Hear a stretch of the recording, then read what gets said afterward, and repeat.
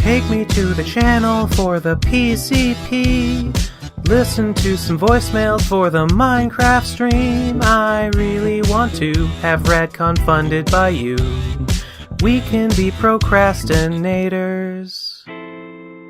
Hello, and welcome to another episode, a very special episode of the Procrastinators podcast. It's Ben Saint with me. I've got I got Give and Take. Hey everybody! But a quick little bit thing before we get to special guests. God. Special guest, Loader Ghost Kickstarter at this point is like a day or 3 days away from being finished. So go check that out.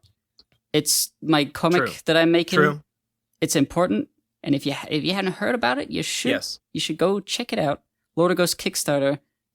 It's It is good. a matter of urgent importance. Urgent importance. It's a matter of urgent importance that you go and check out the Lord of Ghost Kickstarter link in the description. True. Yes. We can talk about it much later, but now we've got special guests. Special guests. We've got guests. We've got a special guest. This is a guest that I've been wanting on for years. For years, I've been asking for this individual to come on and talk about their work, which we all know and love. It's Lazerbot, the man himself behind Tales Gets Trolled. Say hello, Lazerbot. Hello, I'm Lazerbot. Hey, I'm so chuffed. I'm so glad you're here. And with us, we've also got Cece, who you remember from a previous episode, is the Tales Gets Trolled. I like to call him the brand manager. Cece? Hello. Cece? Okay, and we've also got Cybershell, who is a funny guy. Yeah. I'm also just here. I'm basically just here to witness the episode live. I couldn't miss this. It's Lazerbot, guys. I don't think people even understand. This is a big get. I mean, how many other podcasts has Lazerbot been on? I mean, name one. You can't. Actually, that's Lazerbot. You, what other appearances have you done? I know you did the interview with Know Your Meme, which I read, and you were on the Newgrounds panel. Have you done any other podcasts or I don't know, appearances anywhere on the internet lately? No, I was kind of weird about doing recordings or anything like that. I just now started doing that. Yeah.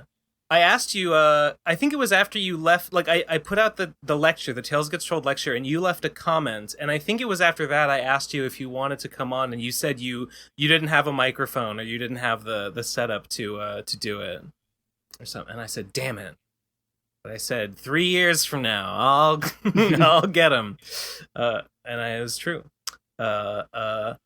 So... Let's see. I thought we could talk. It's really been that long. There's Yeah, the lecture was 3 years maybe ago. not.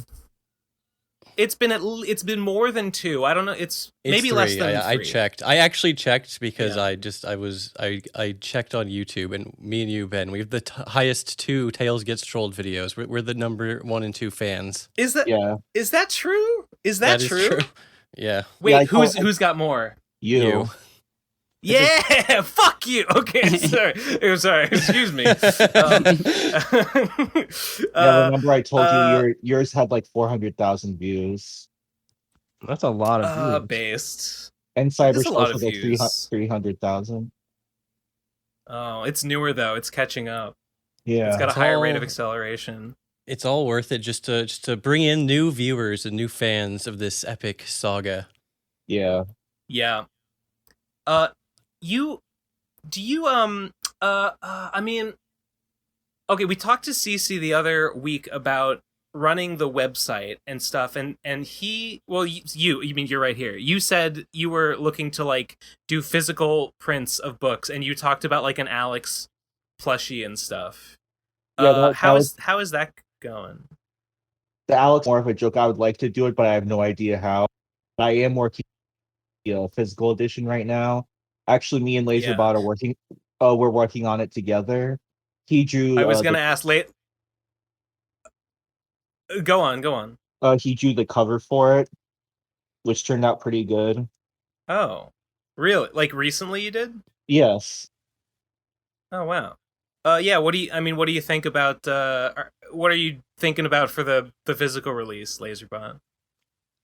I'm pretty excited. I've kind of always wanted to see it released in physical form. Yeah. I've printed some books myself and done Kickstarters and stuff. It's fun. It's fun and it's exciting. It's a lot of work. But it's great. People love that physical media. People are suckers for it, including myself. Same, I will absolutely buy a book version of it if it gets made.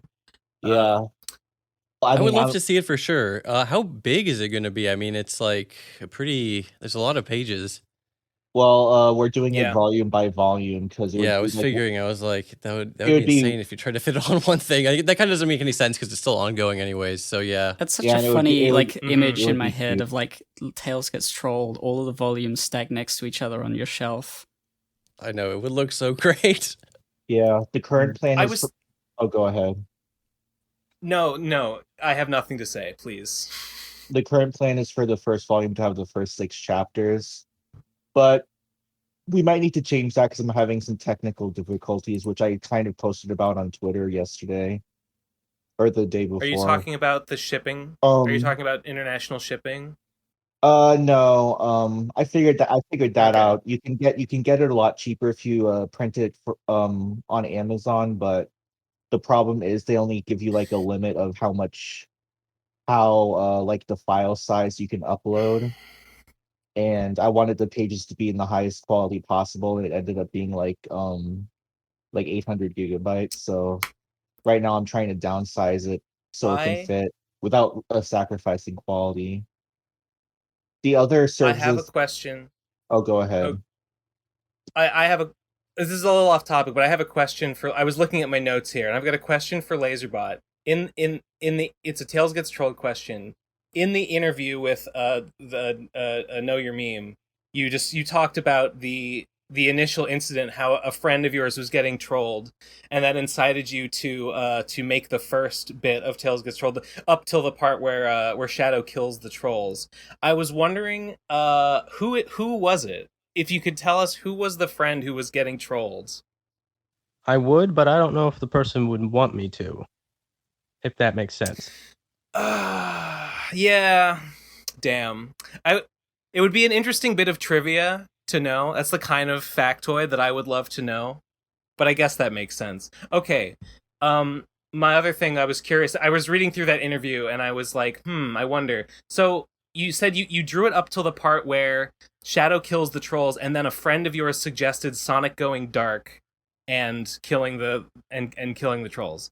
So the first bit you drew ended with they bury the trolls and then Knuckles and Shadow do the high shovel, right? Was that the end of it at first? Because right now the chapter ends with sort of like a shadowy figure being like, what does he say? He's like, it's that double agent. Oh no, the troll double agent, the guy with the headband. Yeah, Pori. It's Pori, and he's like, we'll have to take care of this or something. That wasn't there initially though, right? That was added later. Well, it was there, but I still wasn't sure if I was going to continue it. So even at the beginning, you included the hook. I kind of left the door open, but I wasn't sure if I was going to continue it. Oh wow. So you had Pori is one of the most fascinating characters. Pori is the one that I find the most mysterious, and who I'm always reading through the comic. I'm always seeing Pori. And I'm always like, he seems really important, but I don't know what he's doing. Yeah, we still don't have a lot of we don't have a lot of background info on him or his true motivations. You know what I mean? I think that would mean he's like the first non-troll original character that appears in the whole thing. Yeah, he's right here at the end of chapter 1 saying, "Yes, sir." The guy who says, "Find out who's doing this." I assume he's talking to the Troll King. Yeah. Maybe. Yeah. Can you tell me about Pori? What's Pori's deal? That goes in spoiler territory, sir. Damn it. There's a lot with Pori later on. He's got a lot of plot. As in stuff that's coming up. Yeah. What kind of animals? It might take a while for them. But yeah, it's like the next arc and on. Actually, it's throughout a lot of the story, he's got a lot going on with his character. All right, I'll just have to be content with that for now. Ben was trying to get spoilers out of him, trying to get was. advanced plot details so he could leak them to the press. If I could I will spoil stuff, but I can't spoil Pori. Nice. Okay. That's yeah. Fair. If I could trick you into some juicy spoilers, then this episode would be a must watch, but all right. I couldn't do it. Could spoil some stuff. If you please anything you'd like to spoil, I would love to have it spoiled right now. After the attack on Troll City, the next arc is about Shadow's plan. Oh my god, that's good news. Another plan. That's great news for us Shadow fans out here. He's been so long spending time making these plans. It'll be great to see something finally come to fruition. I will mention that. I will mention that Shadow gets a lot more brutal as it goes on. That makes sense. I mean, that's sort of his character arc, It's just been like, that's the way to deal with trolls is you just kill them, you just be violent. And he keeps doing more violent, crazy shit, but it's like, it's against trolls, so it's okay. I thought it was interesting that you said again in that interview, you said that the cartoon or the non-original characters are basically original characters that just have the skin of a copyright character. And you said that the initial idea for the story, it was the 3 possible responses to trolling. Tails is just cry about it and be a little bitch. Sonic is try and make peace and resolve it, and Shadow is, go ham and fuck him up and kill him, right? And fight back. So I guess that's Shadow is kind of right from the beginning, he sort of embodies the brutal response to any situation. So, sounds good. Sounds good to me. I think Lazerbot actually wrote. He actually drew a preview of an upcoming page with Mario and Shadow. Oh my god! And I think that's part of Shadow's plan. It'll be nice to see him again. It's been a while since we've seen Mario. He got that special star or whatever. It's like. The holy star. Yeah, exactly. It's been a while. That was a while ago, and I have no problem with it. It's just the comic has a lot of plot threads, so sometimes you just have to put someone on Mario for the back burner for the next 10 chapters. You know what I mean? I forgot about the holy star and that we hadn't seen Mario since then until you just mentioned it. It's been a while. It's been a little while since I read. I'm very excited for Pori. I've had my eye on him the whole time. Ever since doing, I think, my reread before I did the lecture a couple years ago, I read through it again and I kept noticing Pori, and I was like, this guy, he's definitely important. He doesn't get as much screen time as Alex. He's not as iconic, I think, as Alex. But he's I like him. He's very mysterious. I totally get. He's so mysterious and he's so weird looking. He's so weird looking, but he kind of just acts. He does have a very striking visual design. Normal. He's honestly, he's kind of. He has a striking vision. Sorry. No, I was just agreeing with you. I agree. Pori is a very interesting character, despite if you analyze the plot, he doesn't really do that much. He sort of any character that's sort of a double agent type character is always very interesting to me. So I don't know. He's just I like Pori too. I agree with you. I have a question. I wanted to ask about some production stuff, but I think maybe if anyone else wants to ask plot stuff about Tails Gets Trolled, maybe now would be the time before I move into that. Since we've got Lazerbot here, for the now's the time. I already know more story details than I want to know. I've already Right. See, Okay. that's spoiled one thing it. I've been is like I kind of like enjoy like experiencing it as a fan, you know what I mean? Like I appreciate everything you doing, CC. Obviously, you know, I already said this a bunch of times, so like, you know, it wouldn't have even come back without you. So it's not like you have a choice in, you know, getting to know these things because you have to know them as the, you know, site admin and, you know, art team guy. So I appreciate that all the work you've been putting in. So it's nice to be able to just appreciate the series as a fan. Yeah, well, I actually we were I go out of my way to avoid spoilers. Like I don't want to know. Like I tell them not to show me the page they're working on until it's actually done. Right.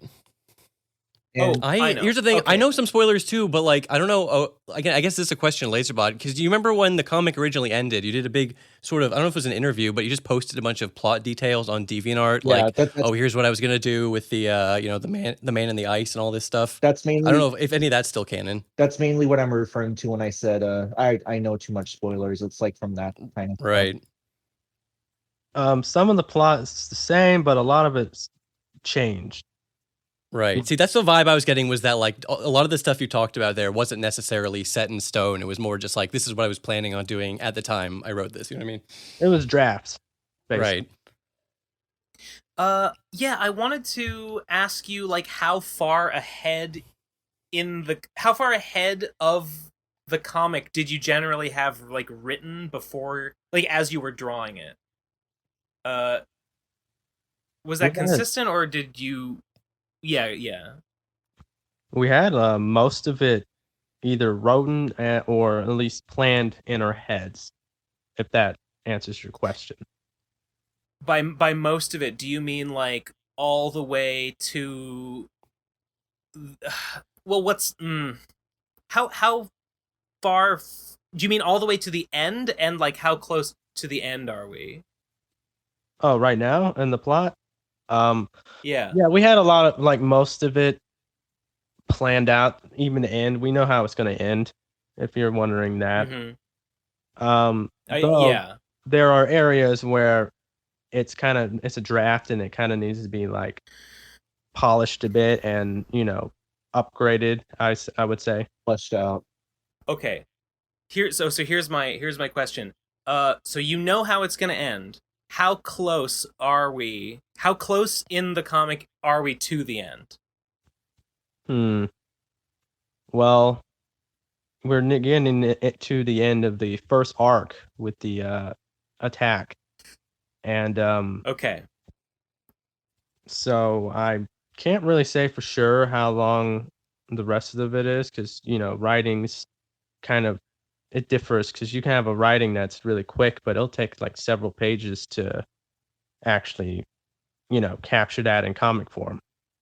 That's why that's why a lot of the covers have the earlier chapter covers have things from the next chapter on it, because we thought we would get there sooner than we ended up. Oh, that's funny, but it makes sense. That makes perfect sense. Right, yeah, because you had a very strict page limit that you were sticking to for a long time.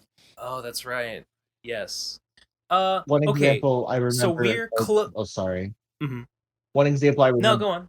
It shows that Tails is wearing his Defender's uniform in Chapter 4, but the Defenders don't appear till Chapter 5.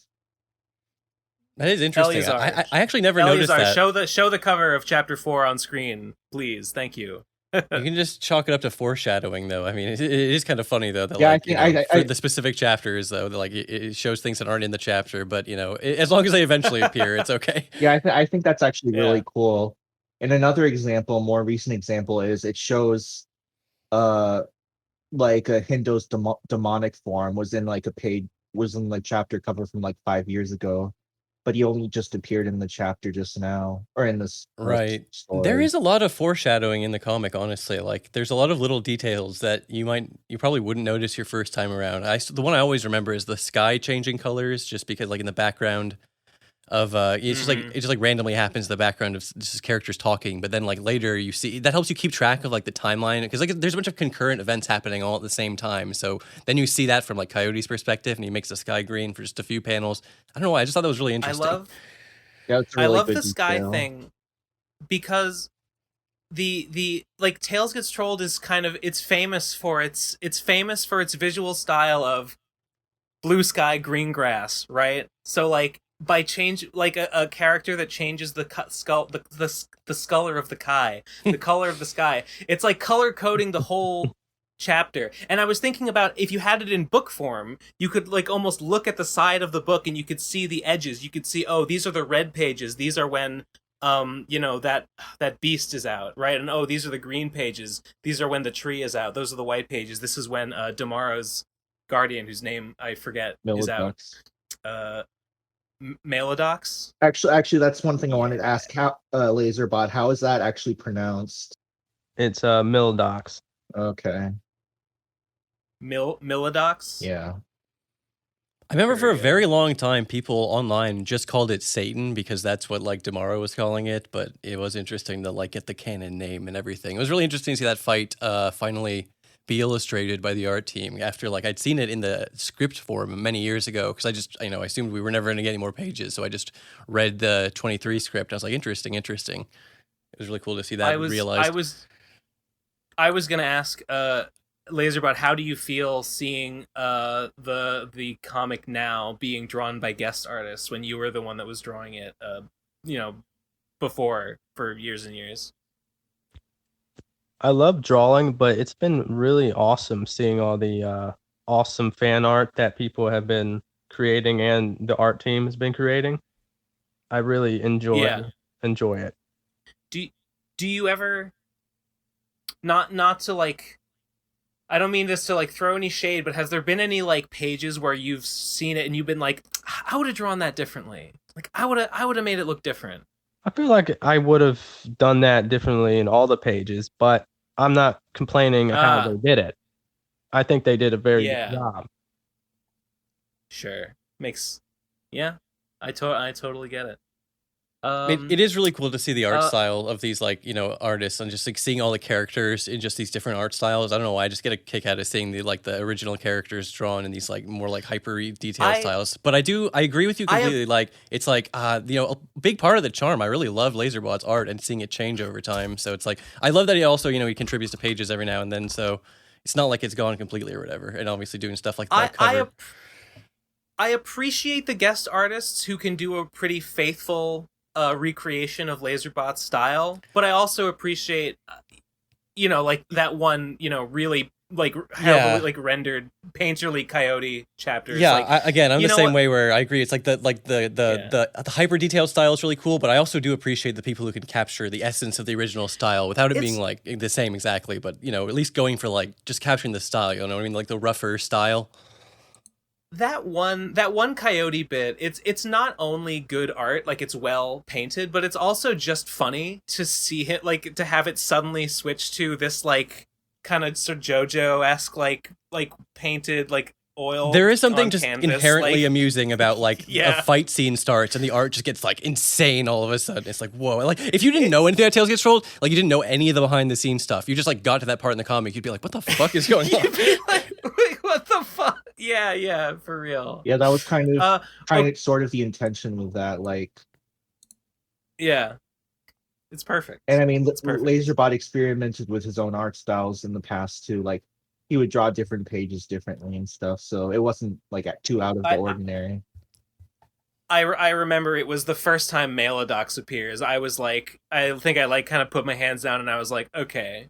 I started out thinking this comic was like, haha, stupid Tails got trolled. How ridiculous. Oh, it's bad. But then I was like, okay, you know what? We've gone places. The person making this has really grown and it shows. And I was like, you know what? I appreciate it. Gotta appreciate that. But I wanted to say, okay, so you say that we're getting close to the end of the first arc. Out of how many arcs, do you know how many arcs there will be? We got the next one, which is the Era of Shadow. That's the next arc. The Era of Shadow, okay. Yeah, and then the next one's getting more into the war. And then the war arc, which is like, I think that, and then I think there's the last arc, which is where it concludes. Where's all the, so I think it's 4 arcs. I'm not 100% sure. Wait, you said you said there's this one, and then the Era of Shadow, and then the War, and then the conclusion. So that's 4. Yeah, I think so. Okay. Can you elaborate? Can you elaborate on the Era of Shadow or the War? Well, the Era of Shadows focusing a lot on the shit with Shadow and Mario, and a lot Mhm. and the trolls kind of whatever ones that are left after the attack, kind of struggling and trying to recover from the wreckage. Okay. And the war will be between the trolls and the everyone else, I guess. Right? Yeah, I don't want to go too much in spoilers, but Okay, fair enough. But I will mention that Troll City isn't the only troll place. Like, there's other Interesting. ones. That makes sense. I was gonna say Other... the world building has been like, it's been interesting to see these locations. Like I remember one time we got a nice zoom out of like the map area and had like a nice shot of the jungle and the Troll City and everything in relation to each other. It's kind of nice. So the other arcs will the other 3 arcs be as long as the first arc has been? I'm not really 100% sure on that. They might be shorter. I don't know, because it really depends on the scripting and all that. Yeah, that makes sense. It is still kind of hard just to like wrap my mind around the fact that every single thing that's happened so far has just been part of the first arc, and then there's going to be multiple other arcs. It's like some One Piece level shit, and just going to keep going. Yeah, true. I'm not complaining. Don't get me wrong. I'm not saying that's a bad thing. 1,000 years, Tails gets trolled. 1,000 years. Hopefully not. I do wanted to see it complete at some point, and Yeah. My last question about that is you said you've know the arcs and you know how it's going to end. At what point did you? I assume it was you and Embergram came up with it. At what point in the comic did you know? Okay, we know how it's going to end. Well, like, when did you come up with that and like get it all figured out? Like, okay, I know the whole arc of the comic. We a lot of times we would just kind of, when we were pretty it's kind of hard to say when we started, but after we started planning ahead, which I would say was I actually don't know how to answer that question, honestly. We just started planning ahead, and we started brainstorming on these different plots, and as time went on, we just kept coming up with stuff for the story, and it just kept building onto it. Do you, I mean, was there ever a moment where you were like, oh, I know how it's gonna end? Like, oh, that would be a really perfect way for it to end. Was there a moment where you like figured it out or had the idea or no? Yeah, me and Embergram, it was when we were pretty far back actually in the comic, when we came up with the end for it. Like yeah. I think it was, you know about what chapter? No, it's been like so many years when we were working on it that I can't remember when I first originally came up. When we first came up with the plot. Okay. But it's been, you've known it for a long time, though. Oh yeah, we've known it for a long time. Okay. Fascinating. I love that. That was my biggest question actually, is like how much of it was made with the ending in mind. It's interesting because like the first few chapters clearly are like just sort of riffing on like one singular idea, and like it's clearly like being made up on the spot basically. Like it's like in the very first few pages, it's clear they didn't have all this like stuff planned out with all this lore, but pretty early on you can start to see them plant seeds of stuff that would take a long time to get like developed out, I had one other question from going over the interview. You mentioned that those initial trolls that were trolling your friend on DeviantArt, you made like accounts. You made like Shadow the Hedgehog and Tails accounts to like troll them back. Do you still have those accounts, or like do those still exist? No, they don't exist anymore. Damn. I would love to find them and read like the comments they left or something. If they still existed, I would. Yeah, it's been such That's a a long shame. time. I don't even know where, the comments would be or anything like that. Yeah. It was 10 years ago. Yeah. Oh, there was another part. You said I thought this was really funny. You said you and Embergram, you used the conflict with the troll. This is when you're talking about like after you'd been making the comic, but some people were basically trolling you for making the comic. The haters, basically. You said you would use the conflict with the trolls for research purposes to try to make the trolling in the comic as accurate as possible. It was a dark experiment we conducted for a long time. The experience was a roller coaster. I was wondering if you could remember any particular moments from those dark experiments that stick out in your memory.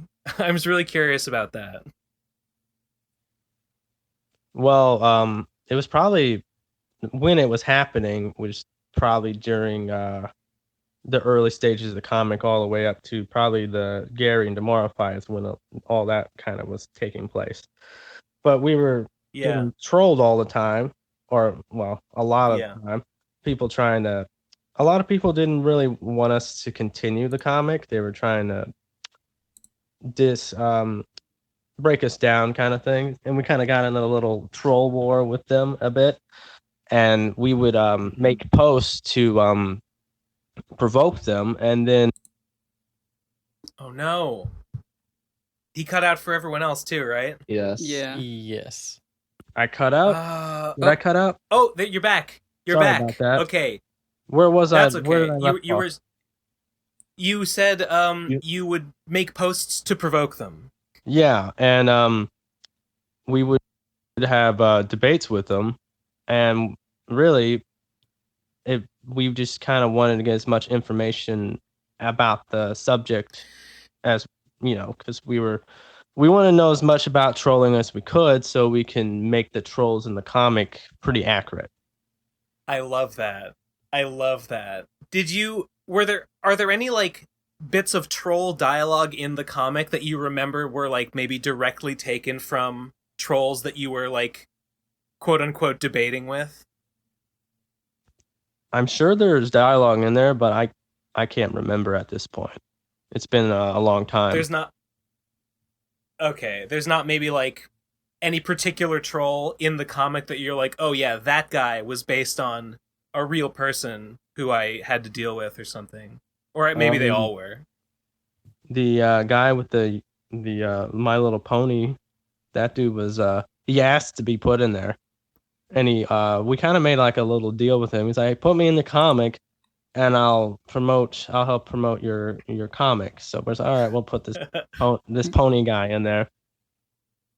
Wasn't that the guy who hacked the Devianart? No, that wasn't him. Different guy? Okay. I see. Who was that guy? the guy. The pony guy. The pony guy? I can't actually remember his name. Skat. That's kind of embarrassing. It's Skat. Wasn't Skat his name? Yeah, it's Skat. It was Skat. Thank you. Why did he? I don't like. What was the deal that you worked out where he was like, "Yeah, I can promote your comic if you put me in Tails Gets Troll." I wonder if we knew that guy. I wonder if we met that guy at BronyCon. I don't know. I interacted with him on Facebook, and I think one of the people, Aubrey, who's in the Tails Gets Trolled community, who I think Cybershell knows, he interacted with him too. There actually might be information about this on the wiki. Let me look. I don't actually think he ever got around to promoting it. I don't think we actually left on like positive terms. So I think we just kind of made fun of him a little bit. Yeah. Oh, here we go. Tailsgetstrolled.org/wiki Skat and Fluttershy. It's just a guy. It's just a wait. This it's one of those like cell phone like avatar creator things. It's just a guy. I don't remember this troll at all. I remember this because I remember being like really confused. I was just like, what the hell is up with this brony guy? I don't remember. I don't want to say it. Is this Nazi brony guy? I know some guys like that. Cat is a slender human wearing a black shirt and pants. Fluttershy is a yellow horse with a pink mane and tail and large black eyes. She is usually seen drooling. Look at the bottom under trivia. It explains the whole thing. Skat's design is based off a user on Lazerbot's Facebook page who asked to be in the comic. Lazerbot and his brother Embergram had made a deal with him to promote Tails Gets Trolled on their social medias in exchange to be in the comic. He had irritated the two, and as a result was put in the comic in a more mocking tone. Note that as Lazerbot's old Facebook has been deleted, the actual conversations have been lost to time. That's so funny.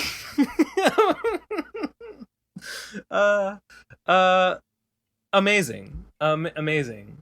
Now I know. Man. Shit. I think I'm out of questions. I think I'm out of TGT questions. Anyone else got any? I just... Oh, go ahead. No, you go ahead. I don't have anything. Okay, it's not a question. I was just gonna say, I think Trollface was also based off of real trolls that he encountered. Yeah, he was. I like the troll dialogue. There's a lot of shit in there that it does seem like it's sort of, it's very true to life. And just them saying random shit like stop feeding. Like, what the fuck? That's just like a hilarious, like, boba thing to say for no reason. Stop feed. Just... That was they just kind of... Yeah.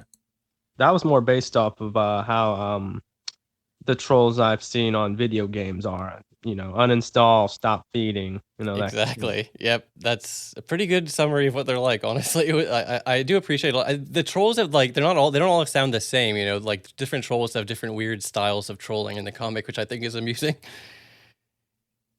There's quite a variety of trolls out there.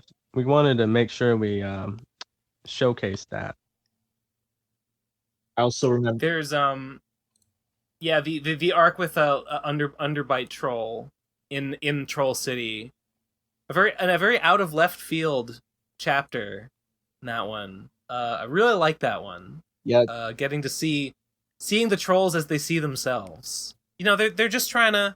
Yeah, any glimpse into the troll society is just very amusing. Just to imagine an entire city of trolls is just a funny premise in the first place, and then the idea of having like a troll off and stuff. It was good stuff. They have a kind of troll hierarchy based on these like contests of who can troll harder. It's like, yeah, that makes sense. That was actually I buy it. That was actually one thing I was going to mention. The troll off dialogue was like Lazerbot asked like people for suggestions on like what troll dialogue would be, and he put it in the troll off between Silver and Underbite. Oh, which is where like did he now? the Adolf Hitler thing comes from. You literally made Adolf Hitler get off his dick thrones in the flames of hell. He grabbed a bottle of cheap whiskey, right? Swabbed quietly in the corner of the shower, no longer secure in his position as the world's least likable human being.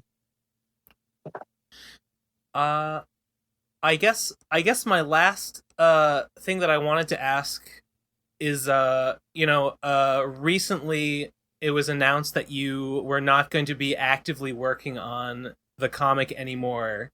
You were going to be leaving it to Embergram and the guest artists to finish it, or like to finish like working on the main body of the comic. I was wondering if you wanted to talk about that and say, I don't know, what led to that decision.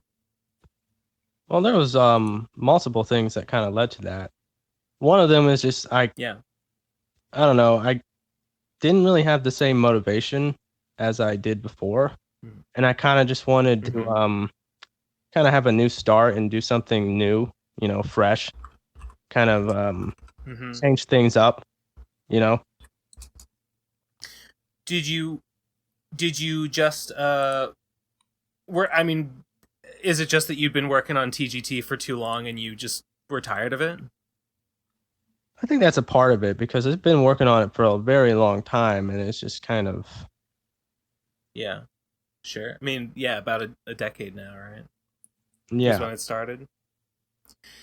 Okay, I mean, that makes sense. Was there anything else? Anything else about it? I'm curious because I just heard about it. I think it was from Cece. Just heard one day like, oh, Lazerbot's out, and I said, what? And I assumed that meant the comic was canceled, but I was glad to hear that no, the other guys are going to continue it because the story is kind of written already. Yeah. Oh yeah. Anything else that contributed to that? I'm curious. Well, the main thing is I already mentioned, but there was some other stuff going on that I just kind of with my brother. I just kind of wanted to do my own thing, and a lot was going on in my life, and I kind of wanted to I just was done with creating Tales Control. You don't want to go in any more detail than that? No, not really. Okay, fair enough. So I mean, do you?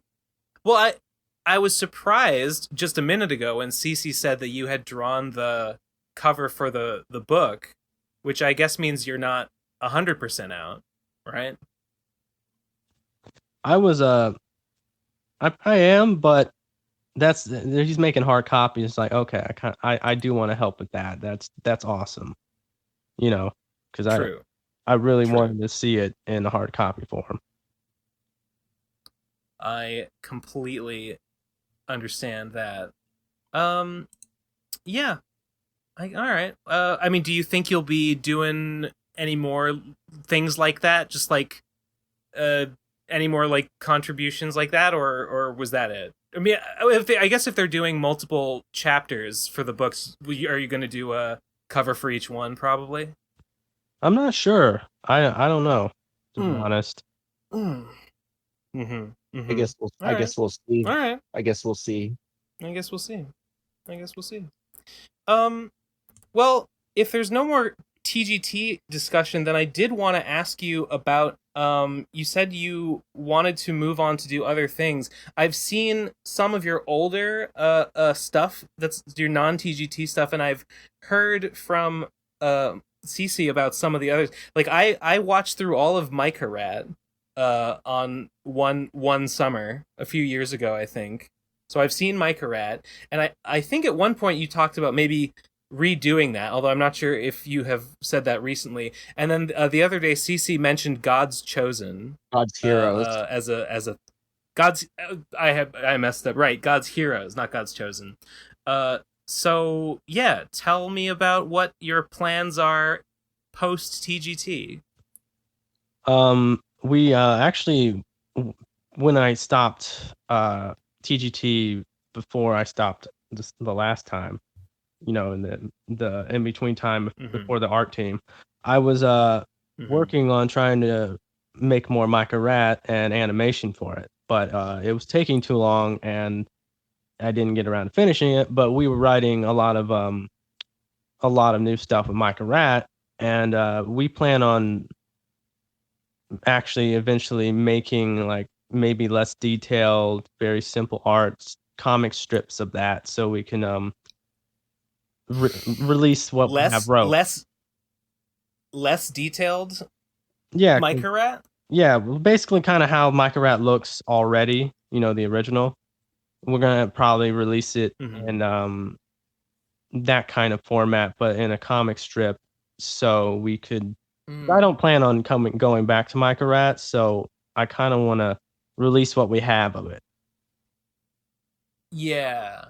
You made Micah Rat a long time ago. Like, that was before Tales Gets Trolled, right? Yeah. How did you... Can you briefly tell me what was the inspiration behind Micah Rat? What was the idea there that you were like, I know, I'm going to make Micah Rat? Like, how did you come up with it? That's a hard one to answer. It kind of just happened. It was a lot of it was based off of our imagination, but also a lot of things that actually happened. We just kind of put it in a fictional manner that was pretty hilarious because I've seen a lot of It's like what am it's I you and your looking at? it's you and your brothers, right? It's you and your brothers. Yeah, back kind of when Or go ahead.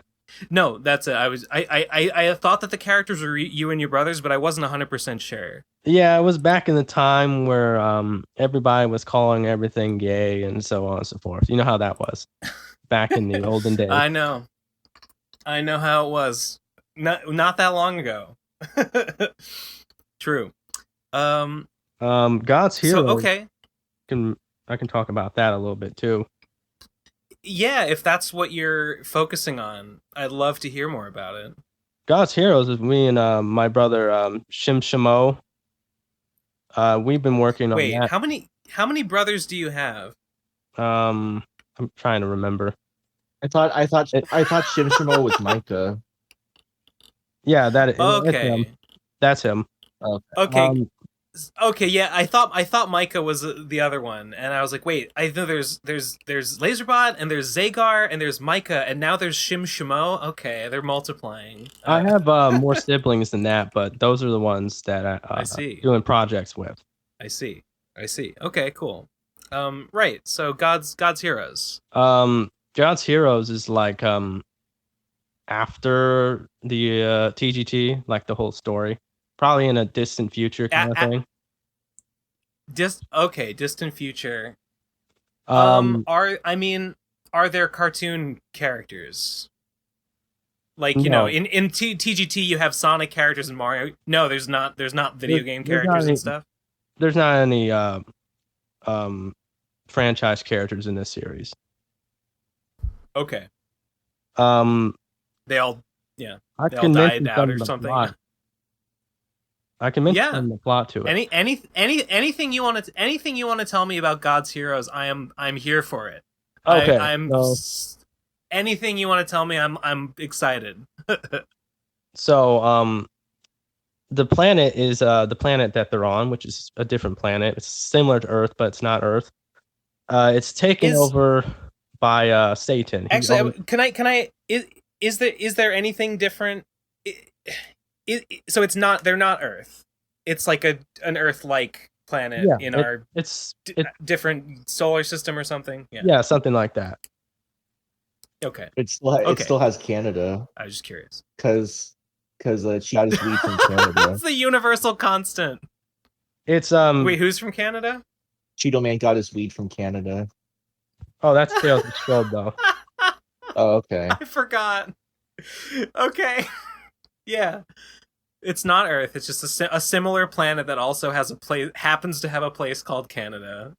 That's fine. I buy it. Tales Gets Trolled is like a different planet than this planet. Oh, okay. Yeah. Yeah, sure. Oh, wait. You're saying that Tales Gets Trolled and God's Heroes don't take place on the same planet. No, they don't. But they're very connected. Okay. Let's just and some of the characters that were on Tales Gets Trolled show up in God's Heroes. Okay, I have to clarify. So Tales Gets Trolled does take place on Earth. Its own universe of it, I guess. I don't know. It's kind of I guess it's on Earth, but then again, it's so fucking weird compared to all the other Earth. Then I don't know, to be honest. You know what? Yeah, that tracks. That makes sense to me. Sure, it's Earth, but it's a different Earth. Okay, God's Heroes, different planet, same universe. Got it. Yeah. So, and they're connected. Anyways, okay.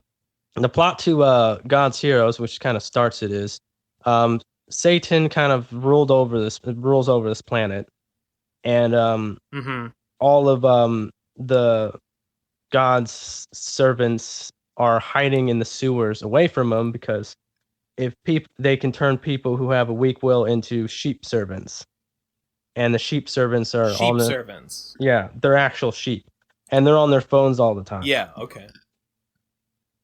Okay. And that's kind of where the story who are they? What are they looking at on their phones?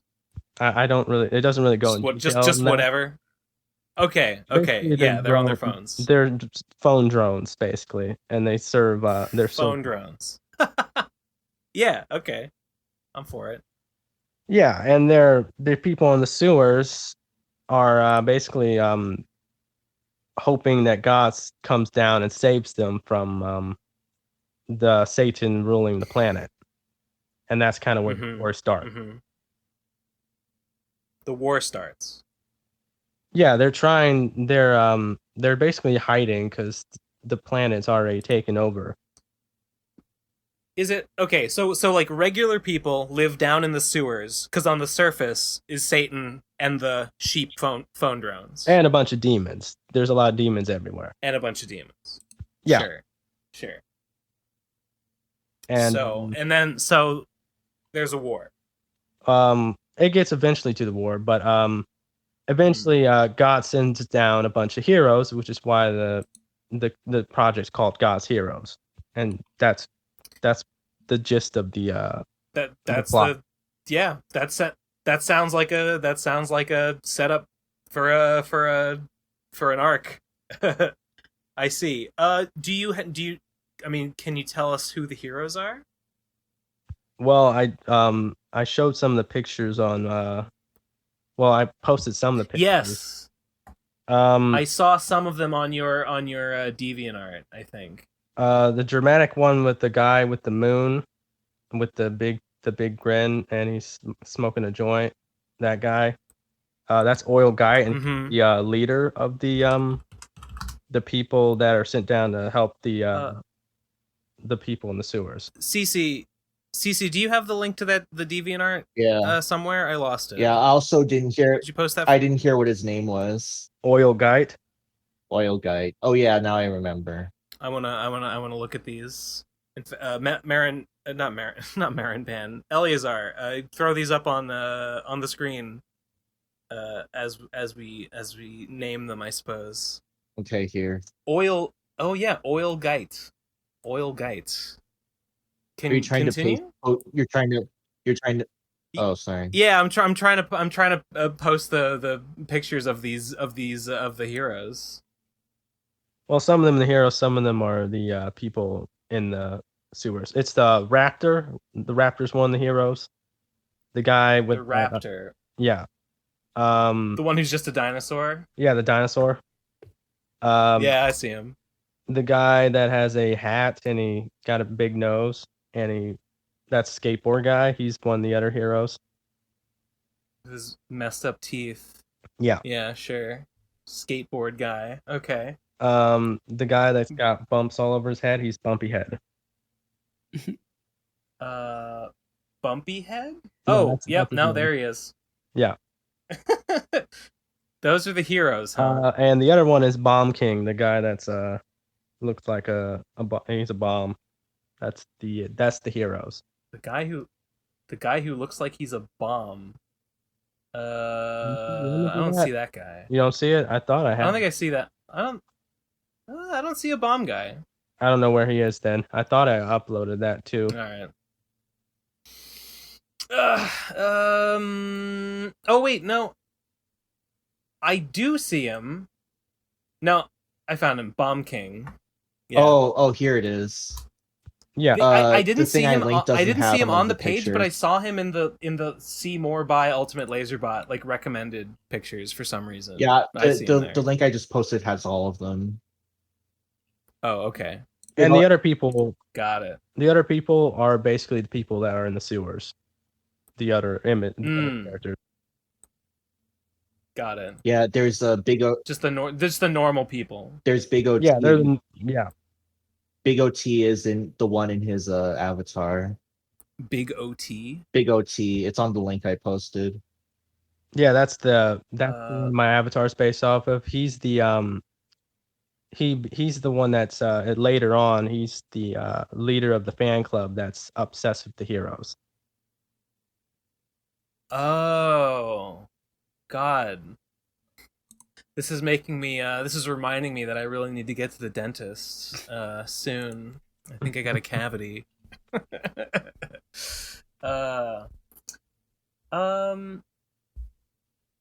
Shit. Amazing. Is there? I mean, I haven't read God's Heroes yet. I can't really. I don't know what to ask. But if there's anything else you'd like to share about it, or anything else you're working on, I mean, go for it. Me and my brother, Micah Shimshamo. Yeah, we've been writing it. Micah, aka Shimsh. You guys have so many. It's you're Lazerbot, and then Zagar is also Embergram, and then Micah is also Shimshamo. Okay, okay. But Micah, I got it. I got it figured out. Micah is his real name, though, I think. Yeah, I see. Yeah, that makes sense. We've been writing it for a while, and we've actually been kind of off and on drawing the first book. And after does Micah draw, or does Shimshamo draw too? Yeah, we've both been drawing it, and it's got 10 chapters on there, in the first book. And we got we're like 5 chapters in drawing it. We're doing the sketching to it, and we'll eventually do the line work and stuff.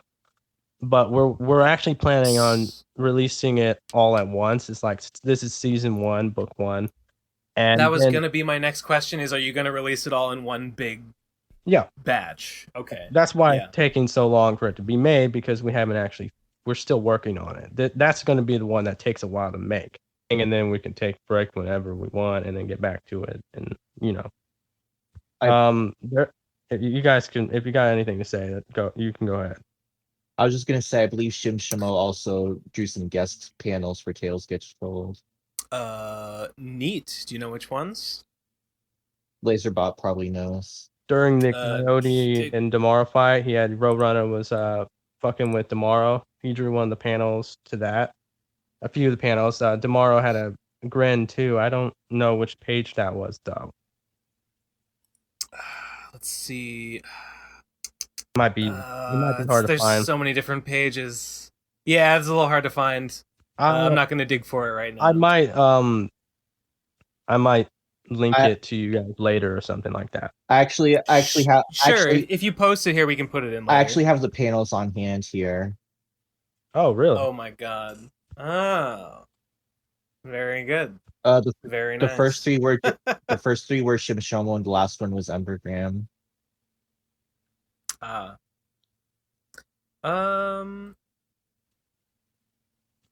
Amazing. Now I know. I wouldn't have known.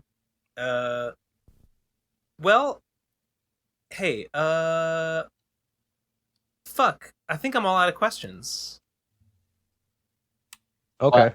Hey, Cybershell, Gibbon, what do you guys want to? Well, we should just shoot the shit for a while. Or okay, no. Anyway, I've read Tales Gets Trolled, not all of it, and so I was sort of, and it was a while ago as well, so I wasn't really prepared to have questions for this. But I do want to say, that as an artist trying to draw things, Tales Gets Trolled it's like strangely inspirational. Like it's just the sort of thing everybody wants to do, is to have like a huge sprawling adventure with all these characters and doing all these fun things. It just feels fun. Like I can imagine it being really fun to like come up with all this stuff and draw it. So thanks. It's a great comic. You should feel good about it. True. Thank you. I agree. It is a very fun comic. That's a good way to put it. It's just lots of interesting things happening, and it definitely does. It does seem like they had fun coming up with all this crazy shit. Oh yeah, it was really coming up all the plots.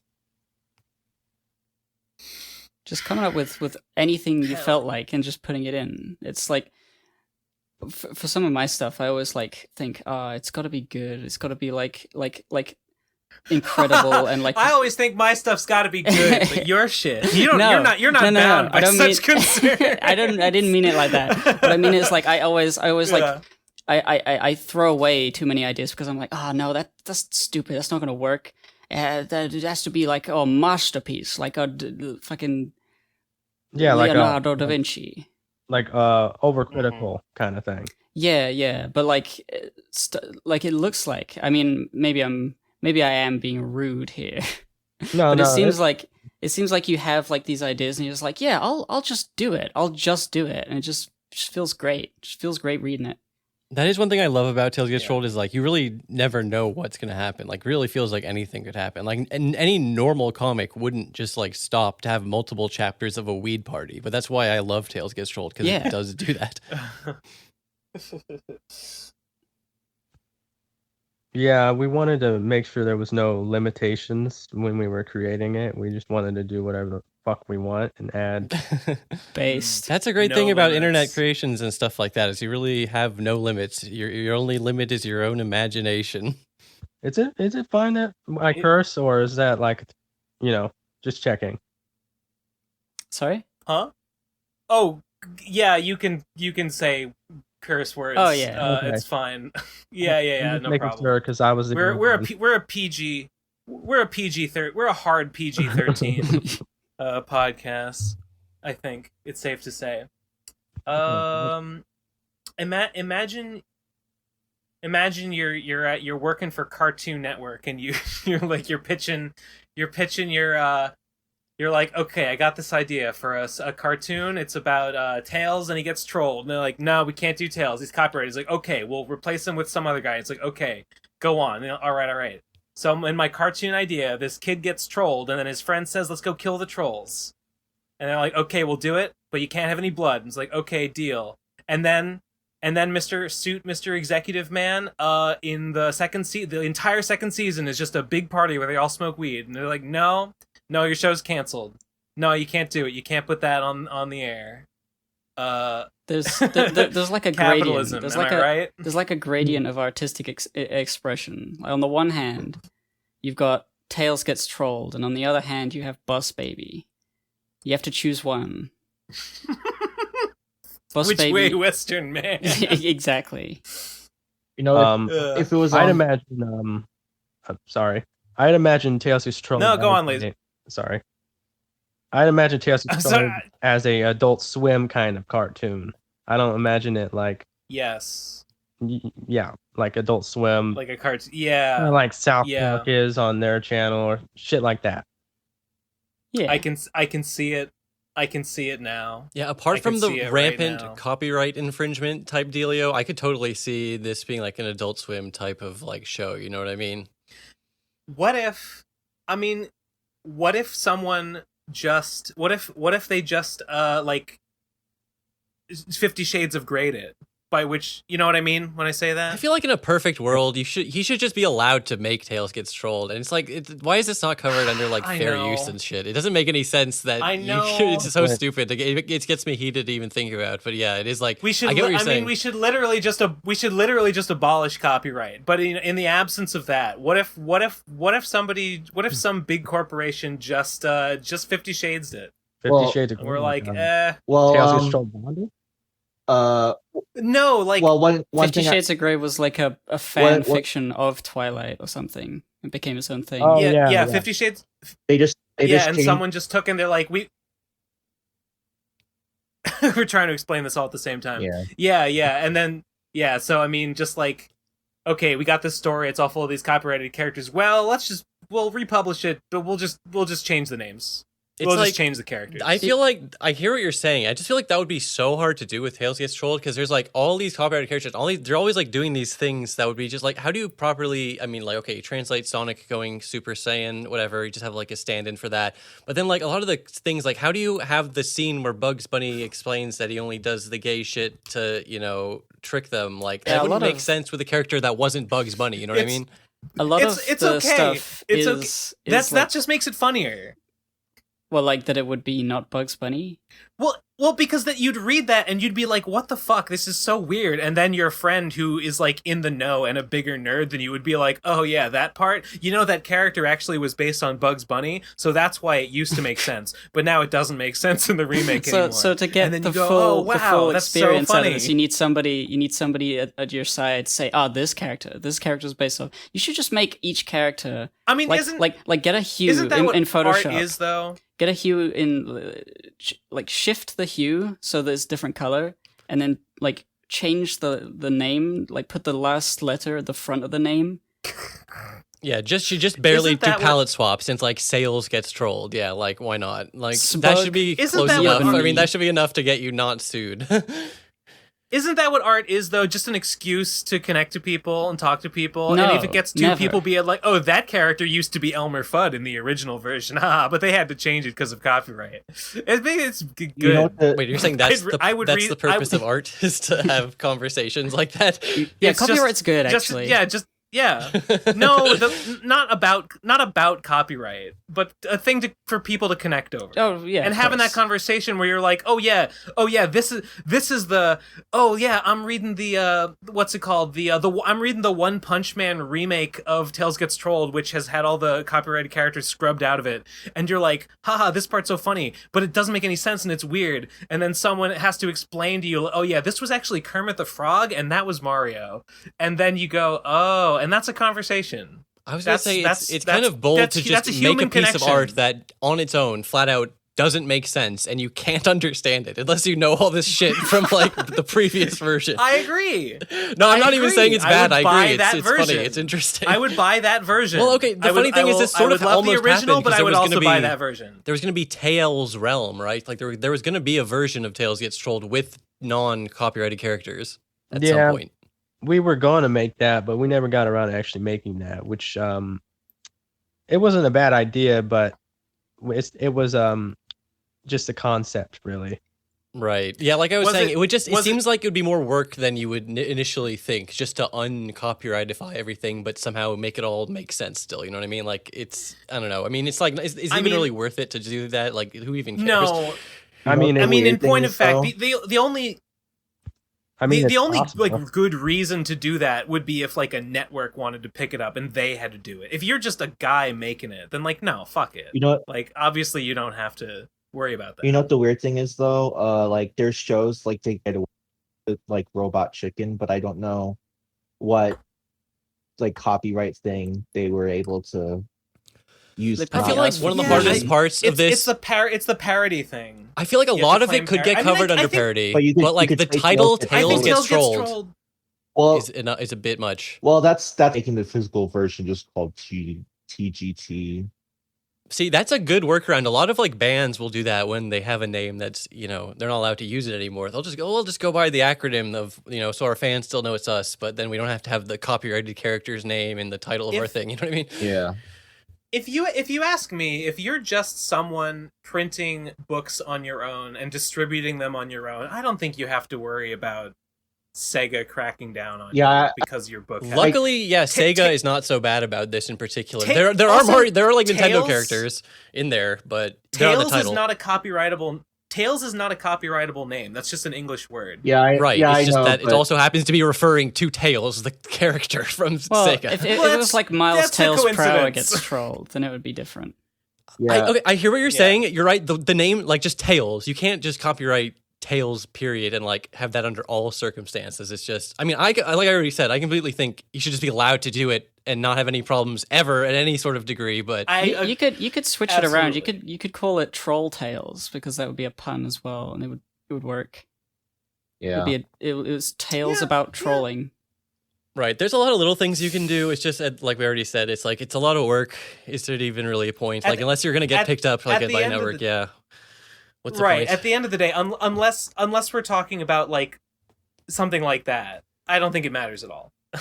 I'm just speculating on like if it ever were to get a remake like that, I honestly think it would be hilarious and I would treasure it. I don't It, but Like wait. Tails gets trolled the legal version. it really depends Yes. on how yes. they would do it. Yeah. The I'm execution. curious about Tales what was it? Tales Realms? I don't think I'd heard of that. Tales What was Realm. that? Can you tell me more? Tell me more about Tales Realm. Well, we didn't really have anything on it other than we were in the process of drawing on paper some of the characters, what they might look like if they were original characters, but I don't have any of Do that they on the computer or anything. I was gonna ask if you have those pictures. I'd love to see them. I would be interested in seeing those designs if you ever like found them or wanted to recreate them, but it's not necessary. Yeah. That's just an interesting piece of trivia though, because I knew that it was an idea. I didn't even know you got that far, like drawing the character designs. I thought it didn't even get that far. That was really all it was, is some sketches, and I don't know exactly where they are right now. Right. I remember that was during the period when it was like Polished was going on, and you were trying about a bunch of different stuff. Like there was also Censored was briefly a thing, but then that was just dropped pretty early on. Yeah, we dropped it because we realized there was no way we could censor it. You just can't, right? Exactly. Like you can do the first few pages just by changing the words and stuff, but at a certain point, you just can't censor it without changing way too much stuff. Yeah, I tried like continuing it myself because I thought it was an interesting idea, but once you get to chapter 4 with like blood everywhere and stuff, like you can't really right. Like you could do a version that just censored the dialogue, but like what's the point if there's still all this horrific violence and there's like drug use and sex stuff later on? It's like, I mean, what's the point in trying to censor it, really? Yeah. You'd like 4Kids dub of One Piece. Like, it was funny. Like I agree. Photoshop their legs back together, and it's like, oh, I got a bruise. Ooh, exactly. It would be funny. Well, that's sort of what happened. Like, there's a little bit of violence in the pages they did, but it was just like bloodless, and it was just like the stuff was just like stuff was like supposed to get broken in half. Like, just nothing happened. You could do the route with the Dragon Ball Z route and have change the color of the blood. What if Knuckles invites all the prostitutes all Cheeto Man's prostitutes together to hang out. And they all hug and give each other a cold. I'm just trying to imagine how a censored version of the corpse pipe page would look. Like, how could that even possibly be conveyed in like non? You know what I mean? I would think just show Tails' reaction without actually showing the pipe. Right. Wait, corpse pipe? But it would be very vague if it wasn't done right. Yeah. Right. Yeah, I was gonna say that's the only problem. Remind me. After the Cheeto Man, the party, you know, the plan goes off to give them all STDs, so he has to kill all his hoes, and then there's just that one brutal page. Oh, like the big mass grave. Yeah, the mass grave. It's in a weird pipe thing. That's why I call it the corpse pipe. But it's like, yeah, it is. It's basically a mass grave. You're right. That was a more apt description of it. Death pit. I didn't even notice that it was in a pipe. The death pit. My favorite page. That was the last time we saw Tails for so long. Only recently we sort of like got that page of him, and he's like, "Oh shit!" And he's back to Tails. That was the other thing people used to get really upset about back in the day. I remember on Something Awful, anytime like Tails wasn't in a page for too long, people were like, "Where's Tails? I don't want to see these original characters. I only want to see Tails." Pitch for the next chapter. Anytime Tails isn't on screen, all the other characters should be asking, "Where's Tails? Where's Tails?" That's basically how it was for a while on Something Awful. It was a very interesting period because people were very just dismissive of it at first, and then there were people who went out of their way just to troll, Lazerbot and be like, "Oh, this is bad." But then after he just kept going, he didn't quit. He just kept going. And eventually, people were just posting the new page and just excited to read it. This is bad. This is bad. Hey, why'd you stop updating? I want more. Give me more. That's basically what happened. So I can call it bad, but I want basically, that's so weird. That's that's really what happened. The funny thing was they didn't want to admit that they liked it. Right. Yeah, people were in denial about it. They're like, I'm ironically reading it. And people kept being like, guys, this chapter, I really ironically liked this page, guys. Yeah. It's like, I mean, I used to look at the Something Awful thread about Control-Alt-Delete, and every time, I mean, Control-Alt-Delete is a legitimately bad comic. Right. But every time he would post a new comic, everyone there would jump on it. That's the danger of hate watching. And this is literally how Darkside Phil sustains himself. He doesn't even have fans. He only has people who hate him, but they love to hate him, so they give him money so they can troll him into keeping on doing what it doesn't make any sense, but this is literally how part of the internet works now. Every time a new Control-Alt-Delete came on, all of the Something Awful goons would jump on it. They would all post it. They would all be like, "Oh, it's so bad, guys. This is so bad." Here, they would do extensive rewrites of it. They would make edits of it. Yeah, the edits. I remember every comic there'd be some fancy fucking edit, and people were spending so much time on it. Pages there were guys who had like, okay, let's do our thing where like we'll try to take out dialogue and rewrite it to make the dialogue more snappy. And you know, people would post like, guys, we are the CAD fans. We are the fan base. This is what we've become. They're the ones getting the most excited about the new pages and stuff. I can't believe CAD is still fucking going, dude. God, is it? Yeah, it's still going. It was like I don't want to get an old CAD tangent, but like it like ended and then it like rebooted with like a new universe. It was some bullshit. I knew that happened, but that was a long time ago. I will. It must. Yeah, it was a while ago, actually. I will never get over the fact that the original run, literally ended with the universe resetting, but it wasn't. He even had to press a button to reset the universe. The button wasn't Control-Alt-Delete. It was just a red button, and everyone's like, "Why wasn't it Control-Alt-Delete? You should have pressed Control-Alt-Delete to like reset the universe." It's like it's the most obvious missed opportunity. Hack. It was like the most embarrassing thing ever. Buckley, you fuck. That would be like if you made a comic called Tails Gets Trolled and Tails Never Got Trolled. Right. I love that Tails Gets Trolled exactly is really just like that. The first page. Like, that is really a description of, like, what happens on the first page. I guess he continues to get trolled in general, but, like, it's that really... It's the inciting incident. It is the inciting incident, definitely, for sure. It's the call to action. It's the call to action that incites the hero's journey. Exactly. You're right. It works perfectly fine as that kind of title, but it is just funny, like, later on, you're, like, watching, like, this crazy, like, Coyote flashback to, like, this Satanist stuff, and then it's like, what was this about again? Oh, yeah, Tails getting trolled. Oh yeah, Tails miles per hour from Sonic the Hedgehog. Yeah. What was what's it called in Berserk when the whole when Griffith ascends? The eclipse. That's the very first page of Tails Gets Trolled is Tails' eclipse. And from there, it is amazing how he's walking along, and then these trolls, they just start insulting him, and it destroys him emotionally. He's like sobbing, sprinting away, like he can't handle it. I looked at the first page, and there's something really compelling about how the fact that, like, left to his own devices, no one's bothering him. Tails is just walking along, going la la la la. Yeah, that's the first line of the comic. I love it. He's so happy. I think Lazerbot wanted to say something. Oh, I forgot. Whoops. I forgot what I was going to say. Oh, fuck. I got a little excited there. I wanted to mention that I quote that Kermit line all the time. Have you ever been bitch slapped for lack of listening? Lack of doing what you're told? 'Cause I'm not far from slapping you. But people often forget. I say it to my wife, if you know what I mean. People often forget that after he says that, he says, "Did you see what I just did wrong there?" Because he's showing Tails what a lack of patience is. Does he? Honestly? Yeah. I don't remember. Is that right? Yeah, because that. Yeah. So you're saying that I missed the point of the scene? Yeah, well, Kermit does a lot of experimental things with his choice of words. Yeah. Well, yeah, I really love that page of Kermit with the giant, just the biggest fucking wall of text, and it's like a metatextual thing where you have to deal with your own lack of patience and read the whole fucking thing. And if you don't read it, if you just skip it, I mean, you can do that, but you'll miss out on important lore in a flashback later on. You'll fail the test. I don't blame you, Ben, because that Kermit line became like a meme, and people like reposted it, but like took out the last part where he says, "Did you see what I just did wrong there?" I mean, it's just a really funny thing to say. Yeah. Coupled with the image, he's doing just so Kermit, so serene. So serene.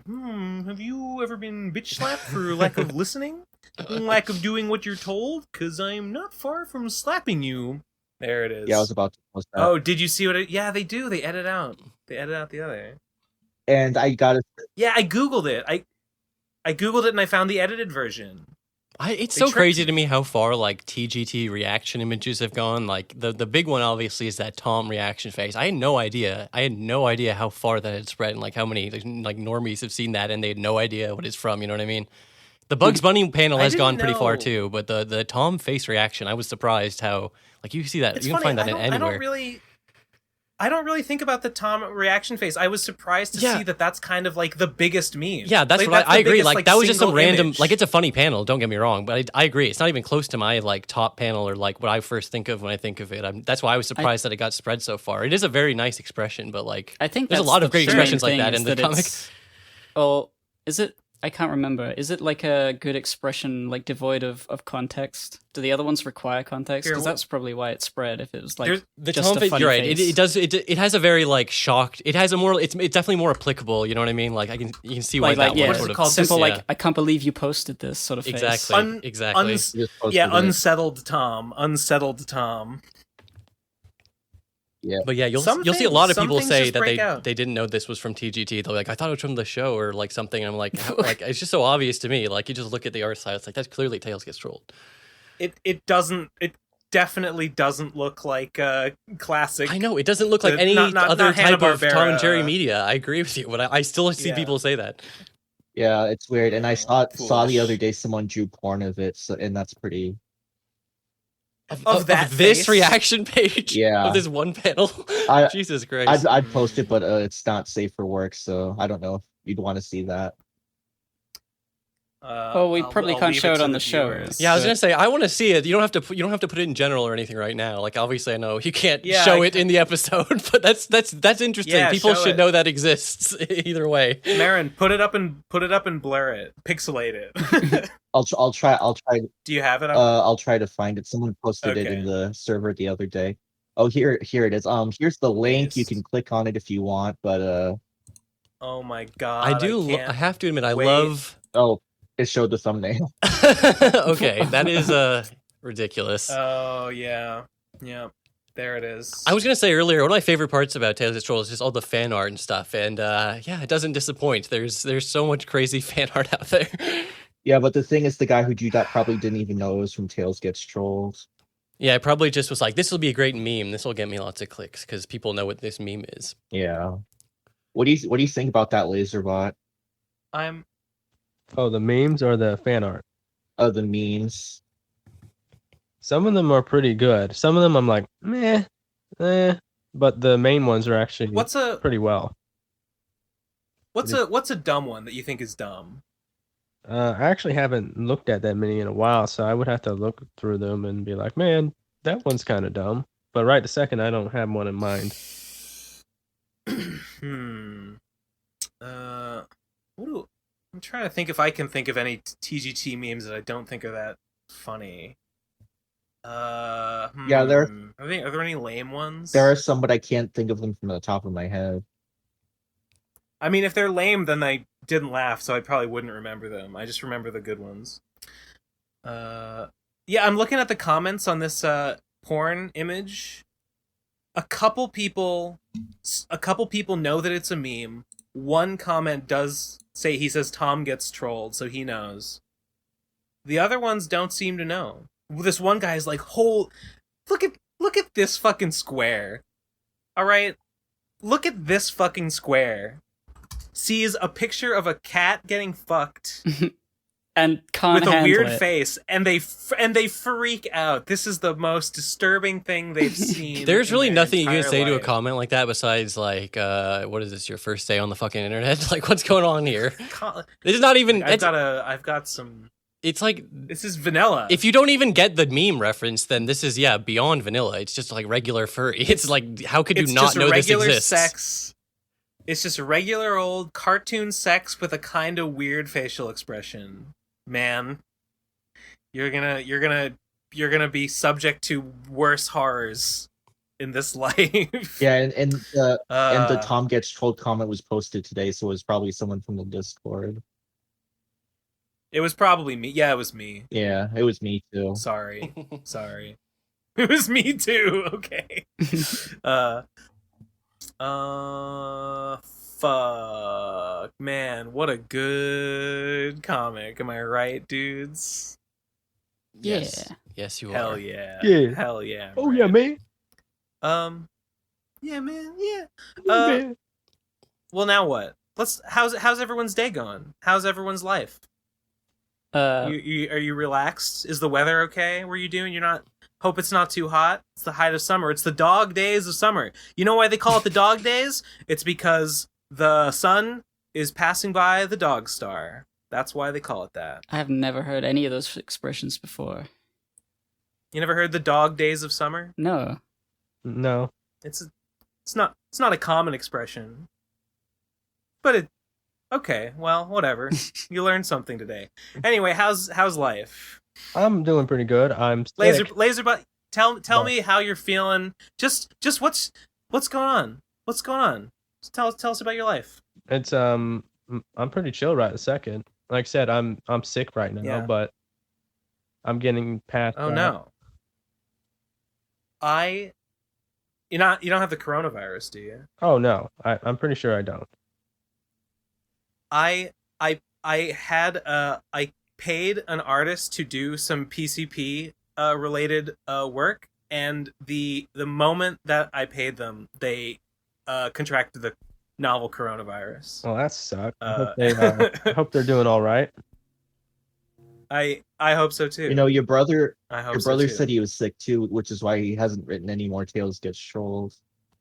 Yeah, everybody's sick. Oh, In our everybody around is sick. We all got each other sick. Sad. I don't know. Anything else? Anything else going on? Any hot gossip to share? Nothing hot. I mean, the only thing that's been on my mind is the Lord of Ghosts Kickstarter, which, if I check, this would come out on the 16th. So there's like 1, 2, 3, 4, 5 days until it would be over by the time this goes live.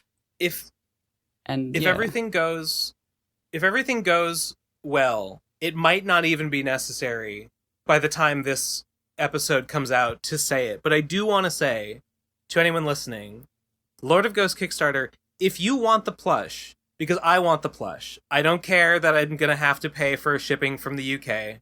I'll pay anything, right? I'm what you in the business call a whale, right?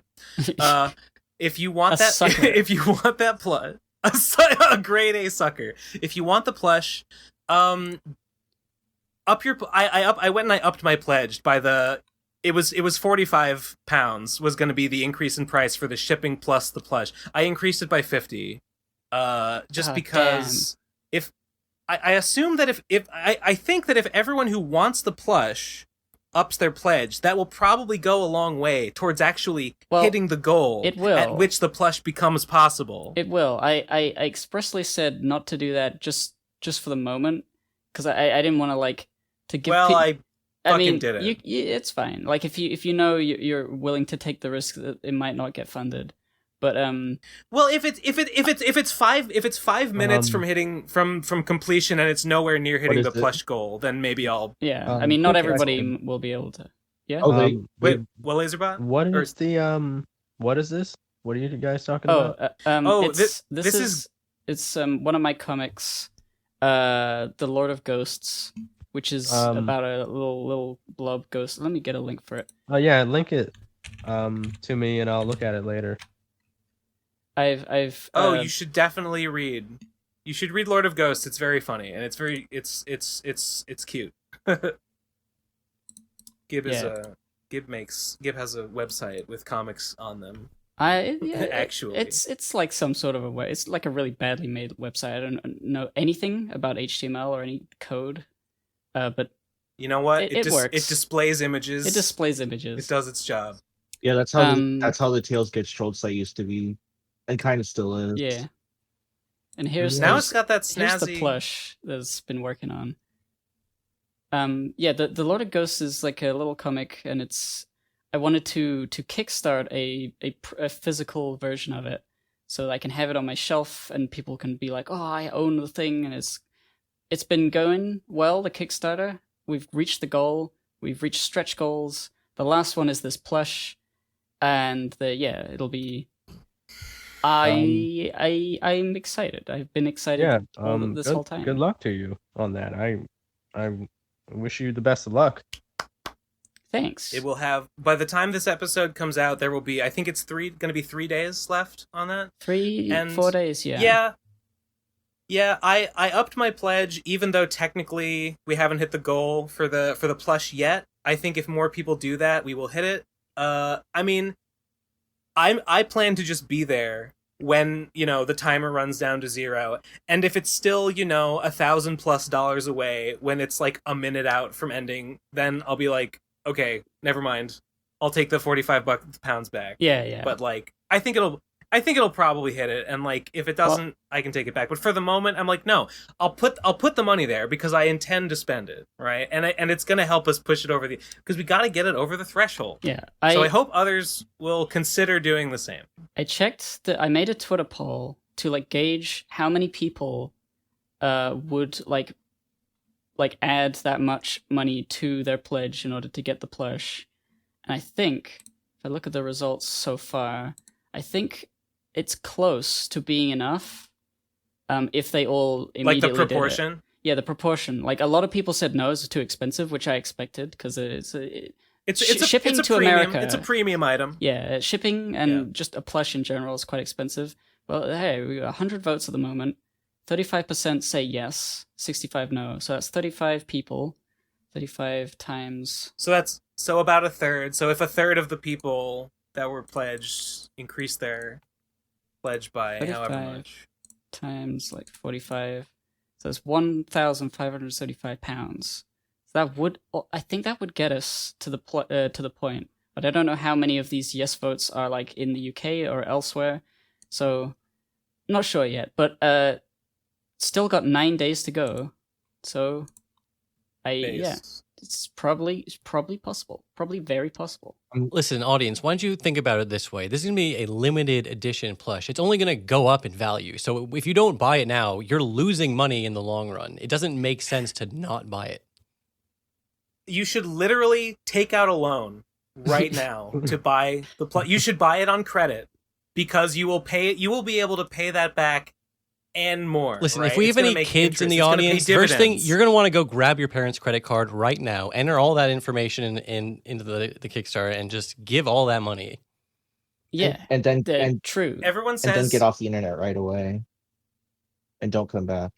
Everyone says, "Oh, Bitcoin. Oh, perfect store of value. Oh, it can only go up." Fuck that. The Lord of Ghosts plush is the ideal store of value because there's only going to be like 40 of them. Bitcoin's not even real. It's just a bunch of fucking numbers. Like you can't even hold it. You can hold a plush. You can't even hug it. You can't hug a Bitcoin. So what good does it what does it serve a man? Look, we all know within the next 10 to 15 years the whole internet's just going to go down permanently, and we're all going to have the only thing we're going to have left is our plush collections. So if you don't have this now, you're going to be fucked in the future. Yeah. You'll what else are you going to build? What else are you going to build the bomb shelter out of, huh? When North Korea goes ape. Damn. Yeah, sorry. One thing I was wondering is how you actually made it.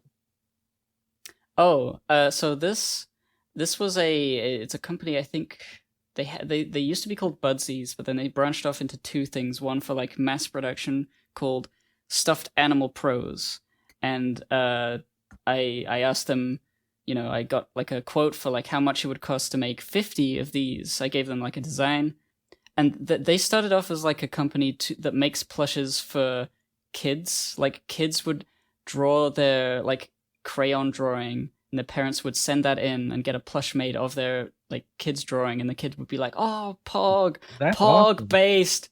Yeah, it's a really cool soy. It's a really cool little service. A little expensive for a one-off, but you can do like mass production. Obviously, the more you like order, the cheaper each item will be.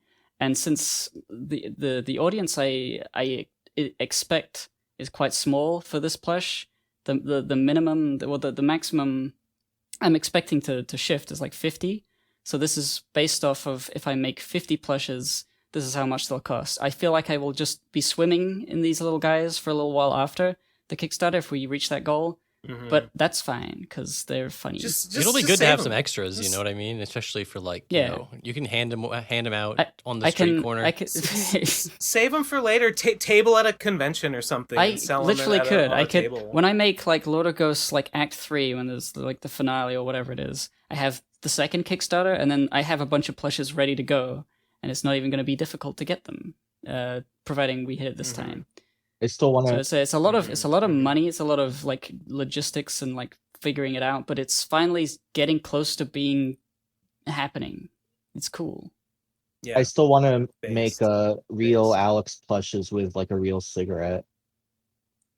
comes with the What do you mean a He's real so cigarette? funny. I heard you say that. You mean like a real tobacco cigarette that comes with the doll? Yeah. Well, you have to supply your own, right? He just comes with a little hole in I his just mouth. love the and you idea just of have to like buy your own trying to sell a cigarettes. plushie online, and you have to abide by all like the tobacco comes with regulations because it comes with a cigarette. Like you can't sell it to kids. Like it comes with a pack. Like you partner with like Newports or something, and there's a brand deal. Yeah. But then you Yeah. try to set light to it, and then you burn the plushie. It's like, oh shit, gotta buy another one. Right? It's like the plushie is flammable. Please don't use the cigarette that's included with the plushie. It's dipped in fucking gasoline. This It's called planned obsolescence. this is sort of It's $1 million. this is sort idea. of this is sort of related, but not really. I have a question for Lazerbot. How did you come up with the design for the Troll King? I looked up actual trolls, and I just kind of used them as a inspiration, and I just kind of drew them. Did you Also, I'm a guy. did you also I always loved the twist of the Troll King being like being an actual bridge troll, and you know an Alex plush would be nice, but there's so many other original TGT characters that would make nice plushes. I like a Troll King plush. Yeah, that's why I asked that. I'm actually gonna be leaving soon, so I do got a okay. question. What series would you like to see TGT crossover with? Oh, I Oh, okay. I don't think you've read it, but Homestuck would be ridiculous. Oh my god! I've seen a Oh little my bit. god! Please. They have their own Homestuck. trolls in there. It would be perfect. Oh my that god! would be the You're quite an right. appropriate crossover. Yeah. It would be so perfect. Yes, Homestuck is also about trolls. Oh my god, that's way better than my answer. I was gonna say One Piece. Has One Piece been in it yet? I don't think I so. don't think so, no. The only anime that has been Okay, been well, in is Dragon Ball Z, and there was like Naruto references too. Well, do Homestuck first, and then maybe do One Piece if you feel like it afterwards. I just imagine Carcat and Shadow the Hedgehog. Like, it's just I can see it in my mind's eye. Damn, that's way better than my answer. I was gonna say like Frasier. No, you know what? I don't Frasier is know. good though. That would work. Frasier's pretty. Well, I mean, Frasier is technically part of the Cheers universe, so really, you should say Cheers. Yeah, you got me there. Really, you should have the whole Cheers cast. If they put, if I see a Homestuck troll and Tails gets trolled, I will lose my shit. I will flying guillotine myself in celebration. Well, All right, I think I'm gonna go. now. are you? I was gonna say, are you headed out, Lazerbot? Yeah, okay. I'm heading out. Well, it's been a real treat. Yeah, Yeah. thank It's you been a for real treat doing an having you on. interview. It was Yeah. much appreciated. That was pretty chill. Yeah, thanks, man. you have a nice day, It was man. great having you on, and you too. Don't be a stranger. Alright. We'd love to have you on again sometime if you've ever got like a new thing you want to help promote or something. Yeah, okay. Love to. Yeah. Cool. All right. Well, then you have a good one, and we're gonna go to voicemails soon, I guess. All right. Have a nice All day, right, everybody. Peace. Bye-bye. Goodbye. Peace, dude. Yeah. Awesome. I can't believe it. It finally happened. It's only 3 years after that comment he left on the video. And I remember seeing that comment and I'm like, damn, I wonder if he is going to be on the PCB. That'd be awesome. And then he just wasn't. And I was like, okay, I guess it's not going to happen. And then it happened. And I was here in the call when it happened.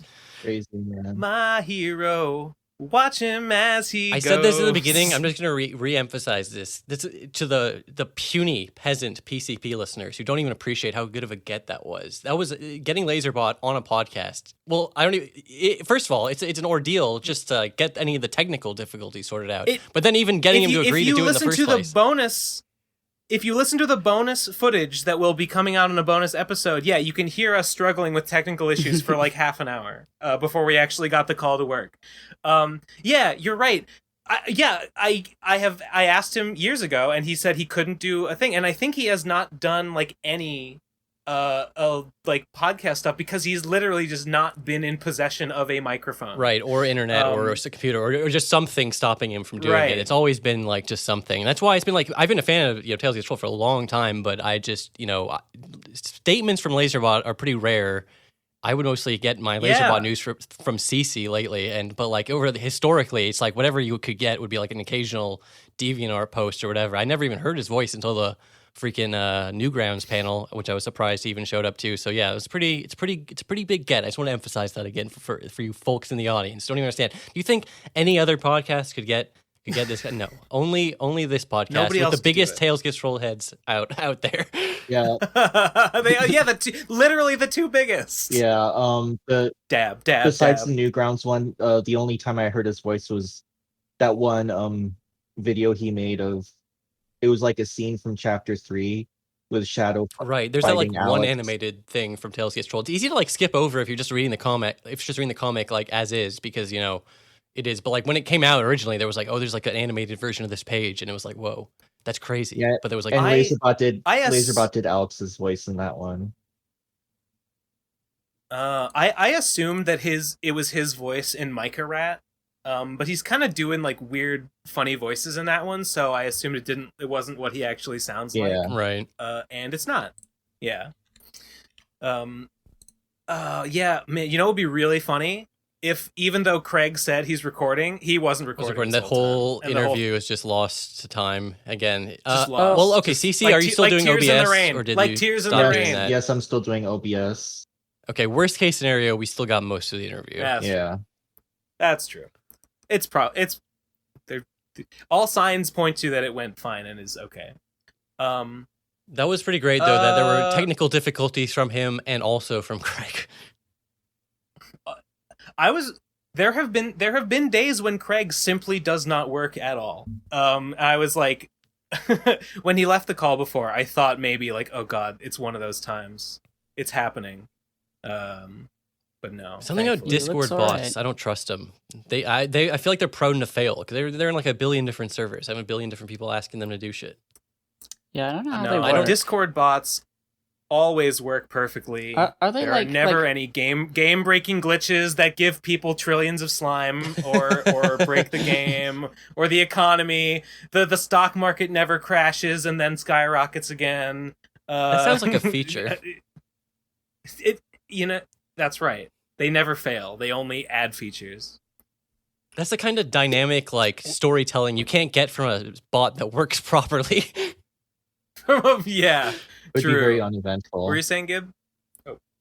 No, I was just wondering about how bots work. Like, if because they're Discord, like, the developer puts them on, like, a server and it's hosted somewhere, and then every server that has the bot in it is, like, complete dumbass when it comes taking to this shit. bandwidth from the thing. Like, I don't think that's how it works, but that would be weird. You should ask Crack. You should ask Crack. He's the only person that I know.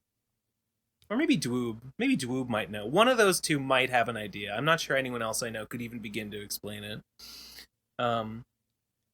I tried to make like a ripoff of Endless War, Endless Mud. In fact, the very same that's in the Lord of Ghosts. I tried to make a Discord and also bot. Big Booby Mommy Milkers. I didn't make that. That was a copy that Dune-kun made. Oh, but yeah, it's the same sort of like. It's really confusing trying to set up a Discord bot that responds to any commands in any way. I thought I just spend like a couple days like tinkering around and like coming up with like I type in a command and the bot will read it and then say something. It's like impossible. How hard could it be? That doesn't sound like it would be that hard, but I believe that it is that hard. Trust me. I don't know. I completely forgot all the things I learned. There is. They look really simple. Like you go into a server and it's like, oh, you can go and you can tag your little self and you can say like, oh, click this emote to give yourself a he him pronoun or whatever. Simple, but yeah, when I tried actually, like I couldn't actually do it. Crack had to do it for me, and that's the only reason Endless War exists. Yeah, it's like it's one of those things that like under the hood is like, actually, there's a lot of like communication going on between because it's communicating between, you know, like the server, like you're typing and then it's going to Discord, and then Discord is telling the bot, and then bot is communicating with Discord, and then it's sending the roll back to you, right, to your account, right? So there's a lot going on there. But anyway, I mean, I guess back to just what's up with me? Yeah. Is that I'm moving. looking for a house. You're moving. And I'm moving. It's horrible, apparently. It's kind of horrible. You know, it's really not that bad, but I don't deal well with this kind of thing, and I'm very stressed out about it. And searching for like an apartment and stuff is the worst thing in the world. So I believe that's shitty. I have I basically have not. I was on such a roll with working on my game last month, and then this month rolled around, and then suddenly I was like, wait a minute, I have to take care of some like financial tax stuff, and it took me like 3 days. I basically did like a full audit of my like income like by month for the last like 2 years or 2.5 years, and that took me 3 days, and I was like, okay, that's done. Now I can't go back to doing the game. It's really getting late, and I have to look for a house, and so I've just been like house hunting and stuff, and and it's a lot of waiting. It's really frustrating because there's a lot of sending emails and waiting, which technically you would think means, oh, I have downtime, I can work on the game, but I am not capable of it. It's too stressful, and I can't focus because lost I'm all too your much momentum. You don't have any good, like, you can't just 100% hunker down and focus on it. I had a huge momentum going, and then I had to be like, scree to a halt and do the tax stuff, and then I'm like, I gotta do this other thing. I gotta take care of this other thing, because if I'm homeless, I can't make a video game. Yeah, same. Yeah.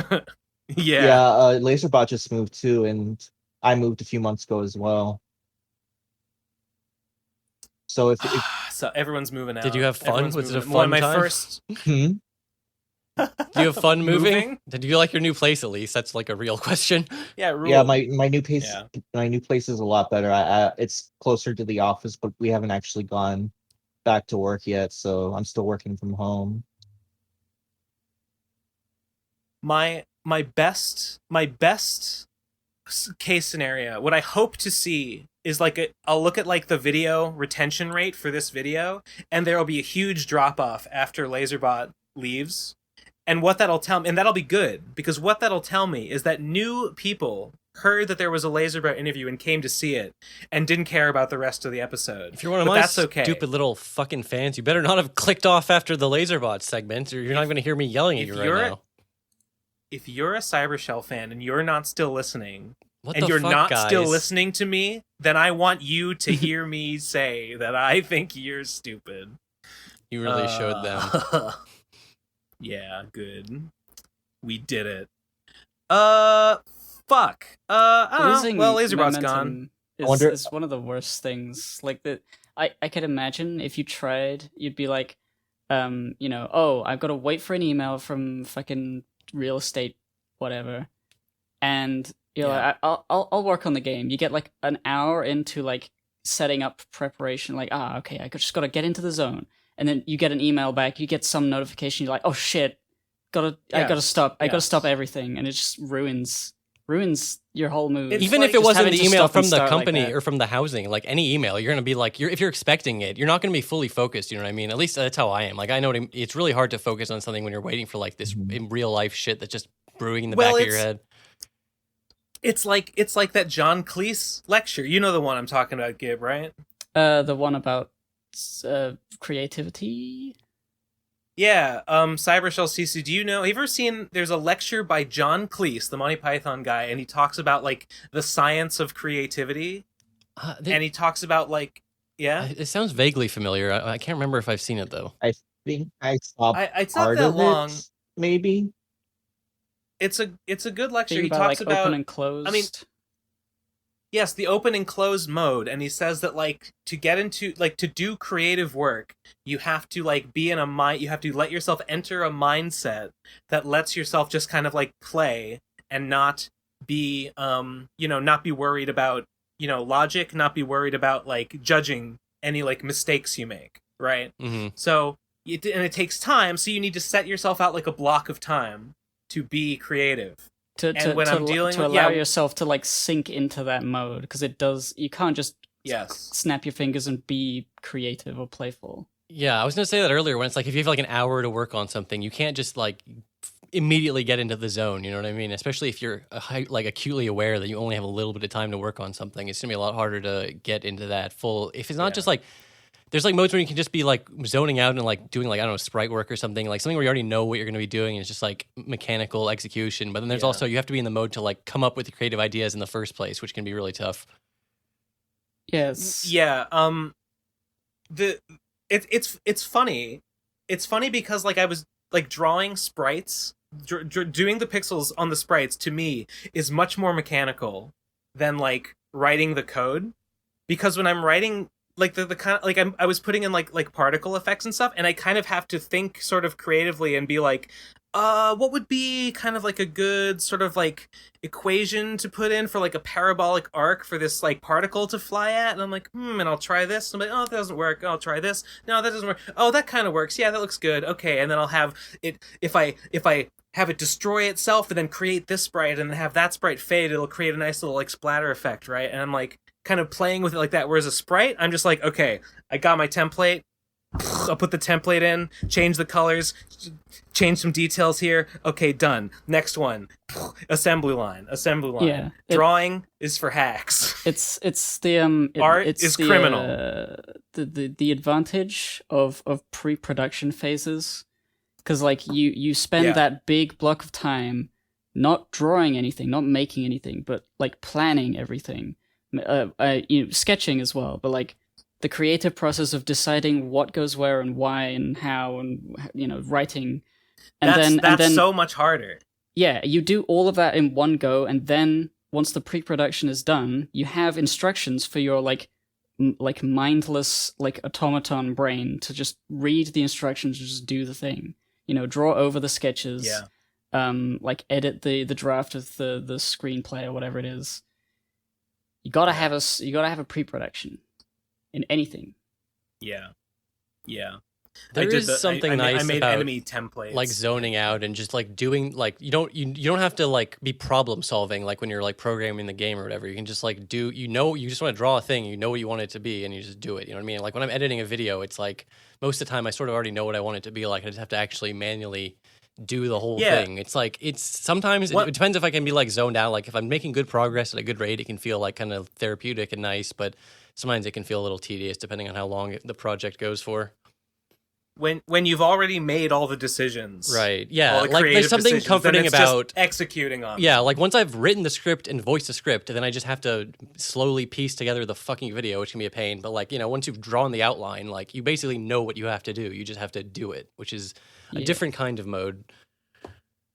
When it's time to be like, how am I gonna do this? Make decisions. Then I gotta like close YouTube. No music on, no distractions. I have to sit and I have to focus. When that's done and it's time to just actually like, like this, the sketches are done. Now I just have to ink or whatever, or I have to do the final version. Then I can be like, guilty pleasure. Yeah, that's when you throw on some bullshit. Best of the worst playlist on the second monitor and you just zone out. Literally do that all the time. Yeah, I know what you mean. And it's really hard to like get into that mindset when you're like really like I have to shut out all distractions and I have to actually do the creative part of my job now. Being creative is so hard. I have to do my job. Decisions, thinking, fuck. I mean, it is weird. Like you never know when it's gonna come, right? The inspiration. I mean, like you never like you can just be like sitting there like trying so hard to think of a good idea and you'll never do it, and then you just be like watching a video or playing a game, and then a good idea comes and you're like, I have to like stop what I'm doing and like write this down. Well, that's what John Cleese says. He's like, you can't like make yourself think of like a great creative idea. You have to sort of let yourself enter this mode of thinking in which you are open to sort of playing with ideas until you happen upon a good one. And you have to be in this mindset where you're not judging yourself for like, oh no, that was wrong. That you had an idea and you had a thought, but it was a stupid thought and it was dumb. Yeah. It's like, no, you're just, I mean, if you have good ideas, like that statistically you have like way more like bad ideas and you have to like filter those out. I mean, you shouldn't beat yourself up just for having a bad idea. You know what I mean? It's a right. it's a trap Well, it's like I fall the into. creative mode is you're playing with ideas. You're not thinking like this is what I'm gonna do. You're thinking, what if I did this? Oh, what if it was like this? Oh, what if it was like this? Who knows? It could be anything. How droll. A trap I sometimes fall into is trying to set aside time for that creative mode stuff. Where I'm like, okay, I gotta figure out something to write today. But then I think of it in terms of like a checklist, like 0 out of 1, like creative ideas, and obviously, or like good creative ideas, and like you can't guarantee that. And if you're thinking by the end of the day, I need to have come up with a good idea, you're not gonna be in the right mode. Yeah. You're gonna be thinking too much Yeah. about like making it good, making it proper. Yeah, you can't shit. beat yourself up too much about like not having a 10 out of 10 idea every day or whatever, you know what I mean? Like it's so hard to come up with good shit like that on the fly. I mean, it's more like you just make a good thing as good as you can make it, and you hope like some divine inspiration will hit you and you have like some really good ideas you can work in there. That's why I like Tales I've been Gets having Trolled. this exact problem. It just feels like it's I agree, so like, Tales in Trolled the feels so- open mode the entire time. Yes, he's so organic. Like it really does feel like he didn't do any real pre-planning. Like he feels like this, he just started drawing page 1. He just, okay, then now I'm done with page 1. What happens next? Well, let's figure it out on page 2. And it's just like, you know what I mean? It's like just sort of, and then from that organic sort of structure, a more like intricate plot arose. But like, you know, even in like a great manga, like sometimes they'll come up with plot threads and then the author will be like, oh, that didn't make any sense. That didn't go anywhere. And they'll just drop it. You know what I mean? You can't like beat yourself up every time that happens. That's kind of I've been having this problem with I've been having this problem with the Road to Radcon, the last chapter of Road to Radcon, which I've been meaning to write for weeks now, and I've had all this fucking shit on my plate, which has been, but it's not helped by the fact that when I think about it, I think about, okay, I don't know exactly how I'm gonna write it. I know it has to be like goofy. I know it has to be silly, and I gotta make it weird and wacky and stuff. But then I'm like, but I don't have any weird and wacky ideas. I don't know what I'm gonna write. I don't know what it's gonna be. I don't know how I'm gonna do it. When obviously what I actually have to do is not think about the fact that I don't know what I'm gonna write. Right. I have to just sit down and focus and think about it and just let myself be like, what if I wrote this? Or I mean, what if that happened? Oh, that would be funny. Maybe I could then this. No, but what about this? Aha. you know the sad Sometimes. Oh yeah, go on. the sad thing is I feel like I used to be a lot more creative when I was younger than I am now. Like when you're a kid, you don't have the inhibitions like when you come up with like you just have way more ideas and you're not like filtering them out as thoroughly. You know what I mean? You don't have like that's like you get really in like a bad mindset where you're just like telling yourself constantly like I need to come up with this specific kind of thing, and like the more you like obsess over not being able to do it, like the less in a mind space you are going to be in to do it properly. You know what I mean? Yeah, exactly. Kids are always in the open mode. Right. Kids are always in that open mode. Yeah, kids are just playing constantly. They don't like understand that the world is a horrific nightmare yet. They're like, oh, this is fun. Yeah, that's one thing I kind of liked about Tales Gets Trolled, like you were saying earlier. Like he just made the comics, and he didn't care about like how people like whatever. That's which is sort of how I made comics when I was a kid too. I wish I still had some of them, but I don't, sadly. I like it. Just another thing I like about Tales Gets Trolled is it doesn't feel like he's making it for some audience. It really feels like he's making the comic just so he can have it and read it. You know what I mean? It doesn't feel at all like it's pandering to anyone except his own sensibilities. It doesn't feel like it's pandering, but I mean, it does sort of take a notable turn once he gets some of it an is audience. You can It's tell. very much. audience. Some of it is a response. Some of it is a response. Some of it is a to direct the response. audience, Like especially some of to it is the like you're right. Like yeah. sometimes stuff is a response and just like noticing the tone of people, and then there are parts in Tales Gets Trolled which But are even literally a that- direct response to the audience. You're right, like completely. But even that is just he's doing that because it's something he wants to say. Exactly. He wants to say like, haha, fuck you trolls. I'll clown on you. You think Tails is gay? I'll show you what Tails looks like when he's really gay. Right. It was funny when he like. I always like that, honestly. I love when an artist has like a sort of hostile relationship to the audience. You know what I mean?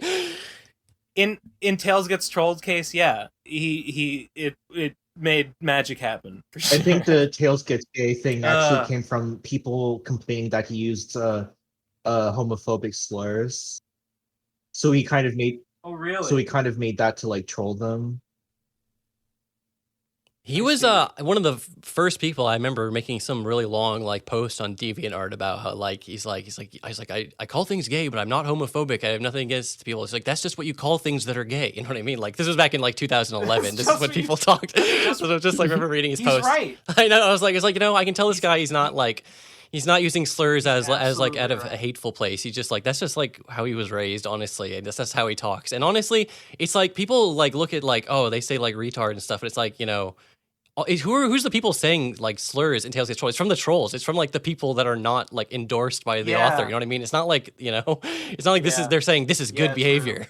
Yeah, and when it's like a character like Knuckles, it's shown that he's kind of not a perfect angel boy. Yeah, Knuckles is dumb as hell. Like, you know, you're not supposed to read the comic and be like, yeah, Knuckles he's not clearly knows what's like going actually, on. It's not like Knuckles from actual Sonic. Right. That's some of the weirdest things. He's like anti-hero. He's a big dumbass. It really he's is constantly a dumbass. Someone said this earlier, this call, I can't remember, but like, yeah, like there are like copyrighted characters in Tales Get Trolled, but they're not like the copyrighted characters. They're basically original characters, like wearing the skin of copyrighted characters. Did you read the interview with Yeah. I briefly read that was from the Know Your Meme thing. That was an interesting interview. Like I was paraphrasing him. He said it's not exactly those words, but he basically says that. It's clearly like even when they start off a little. I mean, clearly all the characters are inspired and derive like you know some from their actual copyrighted counterparts. But there's so many like unique things to each character that, especially as it goes on, like you know, Silver from Tales Gets Trolled is completely different character from Silver from Sonic the Hedgehog. There are some things like, you know, Elmer Fudd still wants to get that wabbit. Right. Bugs Bunny still kisses dudes. Exactly. Plenty of elements from the original work, but not like the characterization is definitely a bit different. I don't know. It's interesting. It's interesting, but it's still using copyrighted characters, so it's this weird gray area. Honestly, I would love a 50 Shades of grade version of. I would think it was the funniest thing in the world. It would be really funny. Like I'm not gonna lie. Great. Like even the censored version, which I didn't think was like a good idea, but it was still funny to read. You know, I kind of I haven't seen that. I kind of wonder how a version of Tales Gets Trolled would be like. Would it be like? Would they still be like animals, or would they just be like people? Like I always wondered about that. It's really hard to like truly imagine because there's so many specific elements that like you would just like there's so many individual aspects you'd have to workshop. How are we gonna how could we possibly translate this into like a generic version? You know what I mean? I'm picturing them as just people, but like it would be.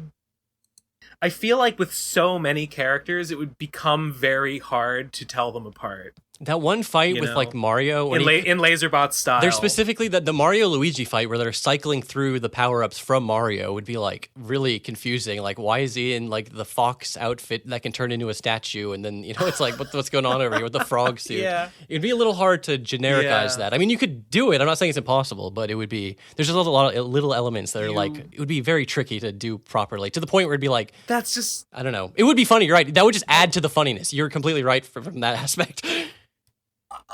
I know it would make parts of the comic like totally incomprehensible, but like I like that. I don't know. That's literally just funny to me. And I mean there are when there are parts of a thing that don't make sense, and you're like, why is it like this? And there's like a deep lore answer. There's like a production level answer that you would never know as a reader. A little bit of that to me is like engaging, and I like it. And I'm wow, I know a secret about this media that like not the casual reader might not know. It's legitimately compelling. I would love to see that version of the comic, but I just can't justify like why would they? There would be no reason to make it unless there was a reason. I mean, like you know they want to get picked up by someone. I mean, why would Lazerbot? Yeah, like no, yeah, Lazerbot should not make that. Oh. No, maybe if it made a ton of money and he wanted to pay someone else to make that version, then I'd be like, hell, please, I want to see that. It's definitely one of my top comics that I would pick to get like redone One Punch Man style. You know what I mean? Even though like I will always say I love the original art. Yeah. The original art is classic. It's perfect for what it is. Also, I like the original. Yeah, I like the original, and yet.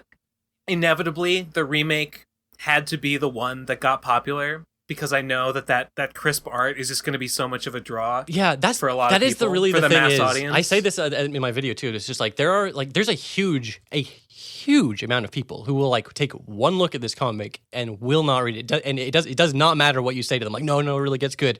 No, like they just can't. Like the art is just too much of a hurdle for them. You know what I mean? Yeah. Like there's people who won't even watch black and white movies. You know what I mean? Let alone read a webcomic that looks like it was made in MS Paint. You know what I mean? Black and white movies are better than regular movies. Yeah, and they're not wasting all your visual information on useless color. All those cones. All those cones. Fuck the cones. All I need is the rods. Thank you very much.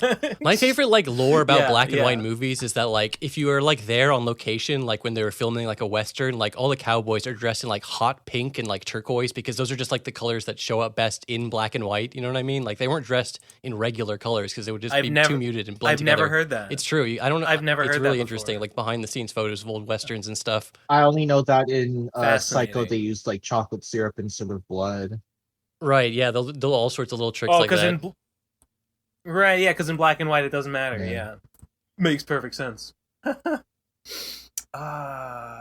those were the days. Those were the days when we weren't bound by the shackles of having to use things in the right color. I actually knew kids at my school who wouldn't like want to play like old games.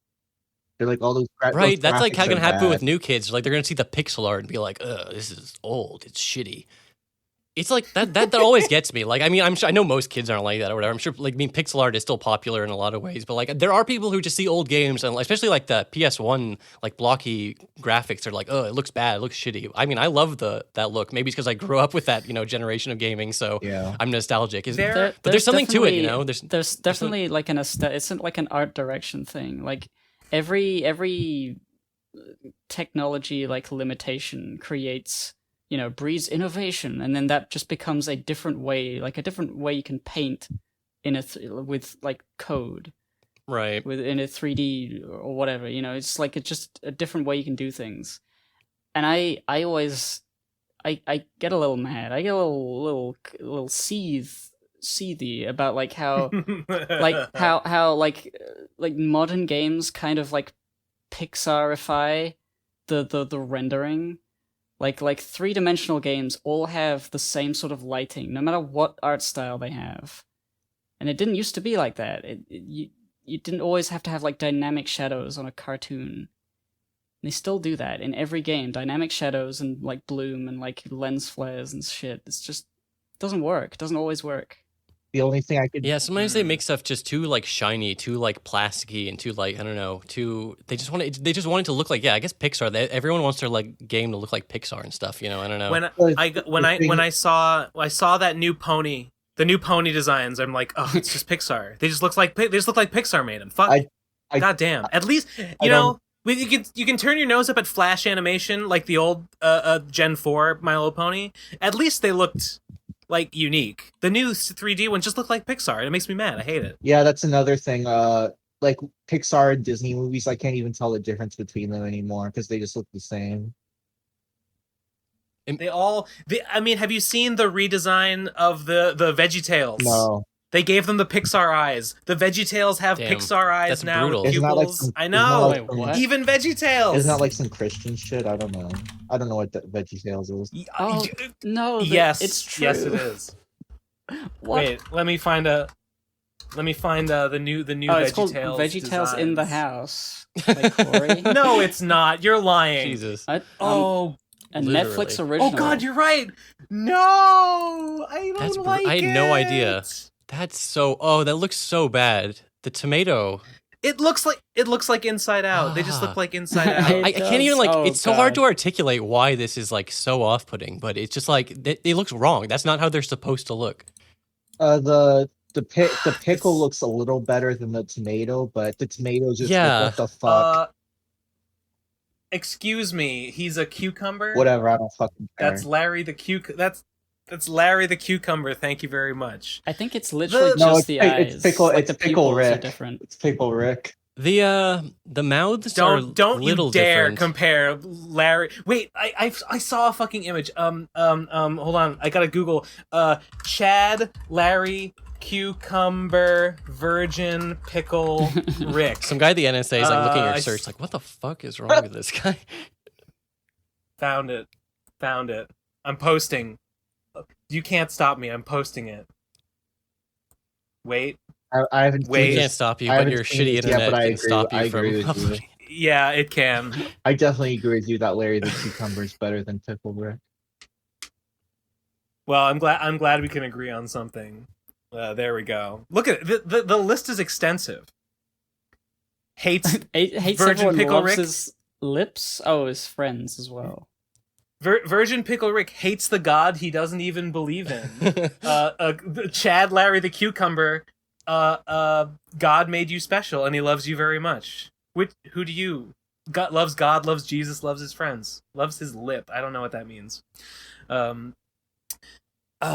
Yeah, no, the eyes in the new one. I get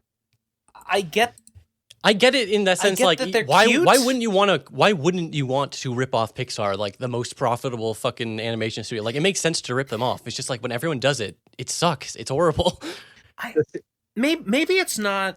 Oh, okay, that green lady in the back is the one that really looks like a Pixar. She does not look like she belongs with the Veggietales cast at all. What even is that? She looks like a what vegetable is that? Is that a spoon? Yeah, yeah, she honestly, I don't know. Unrealistic, like, vegetable beauty standards going on here.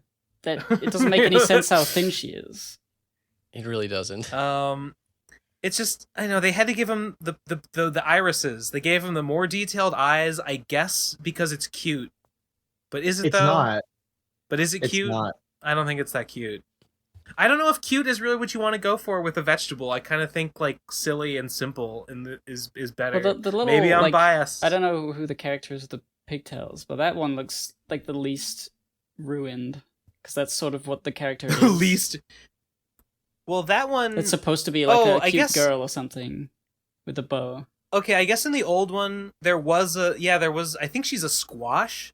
I don't even remember her from the old ones. I remember the little asparagus kid with the hat was like the little sidekick or whatever. I guess maybe they've given Squash Girl his role. Is this image implying like all of the other ones that we don't see have been cooked? They've been gone. used in cooking. They're gone. They don't exist I hope in this so. reboot. What is that blue lady? Is she a grape? Is she a plum? Eggplant. Maybe a turnip? Eggplant. She's too small for an eggplant. I don't know. None of these make any fucking... Doesn't make any sense that the squash is smaller than the cucumber. It's all a bunch of nonsense. They ruined it. My childhood. They're raping my childhood. I'm glad I didn't watch VeggieTales as a child. Or my childhood would be ruined. I don't even like... I never watched much of it, but I was always like super like aware of it. You know what I mean? Like I was like, yeah, this thing exists, and I don't even like. I don't have any deep attachment to it, but they still ruined it so much that I've like reviled by it. I'm like, ugh, what did they do? I genuinely do have a little bit of an attachment to it because I went to church as a kid and they had VHS tapes that we could borrow, and they had some VeggieTales tapes, and I would borrow them and I would watch them, and I liked them. Like I was pretty indifferent to the fact that they were like God stuff. I was just like, yeah, whatever. They're funny, and I think I'm entertained, but they are God stuff. They tell like Bible stories. They tell like stuff about like the Jews, like is it the Israelites, like. You could have edited that sentence. Well, yeah, I mean depending on your the Israelites doing like the march around the walls. They perform the miracle where they march around the walls of Jericho and they make the city collapse. Or whatever. Yeah, VeggieTales really red-pilled me on the Israelites. It's literally like Old Testament Wrath of God stuff once in a while. I mean, they do it in a silly way, but they do it. And, God bless them. It's all a lie. Tomatoes are fruits. No. I think I've said this on the podcast before, but somewhere there's like an interview. I think it's like the Twitter account, the VeggieTales Twitter account or something said that, yeah, technically the vegetables in VeggieTales don't have souls, so they won't not actually be saved by God.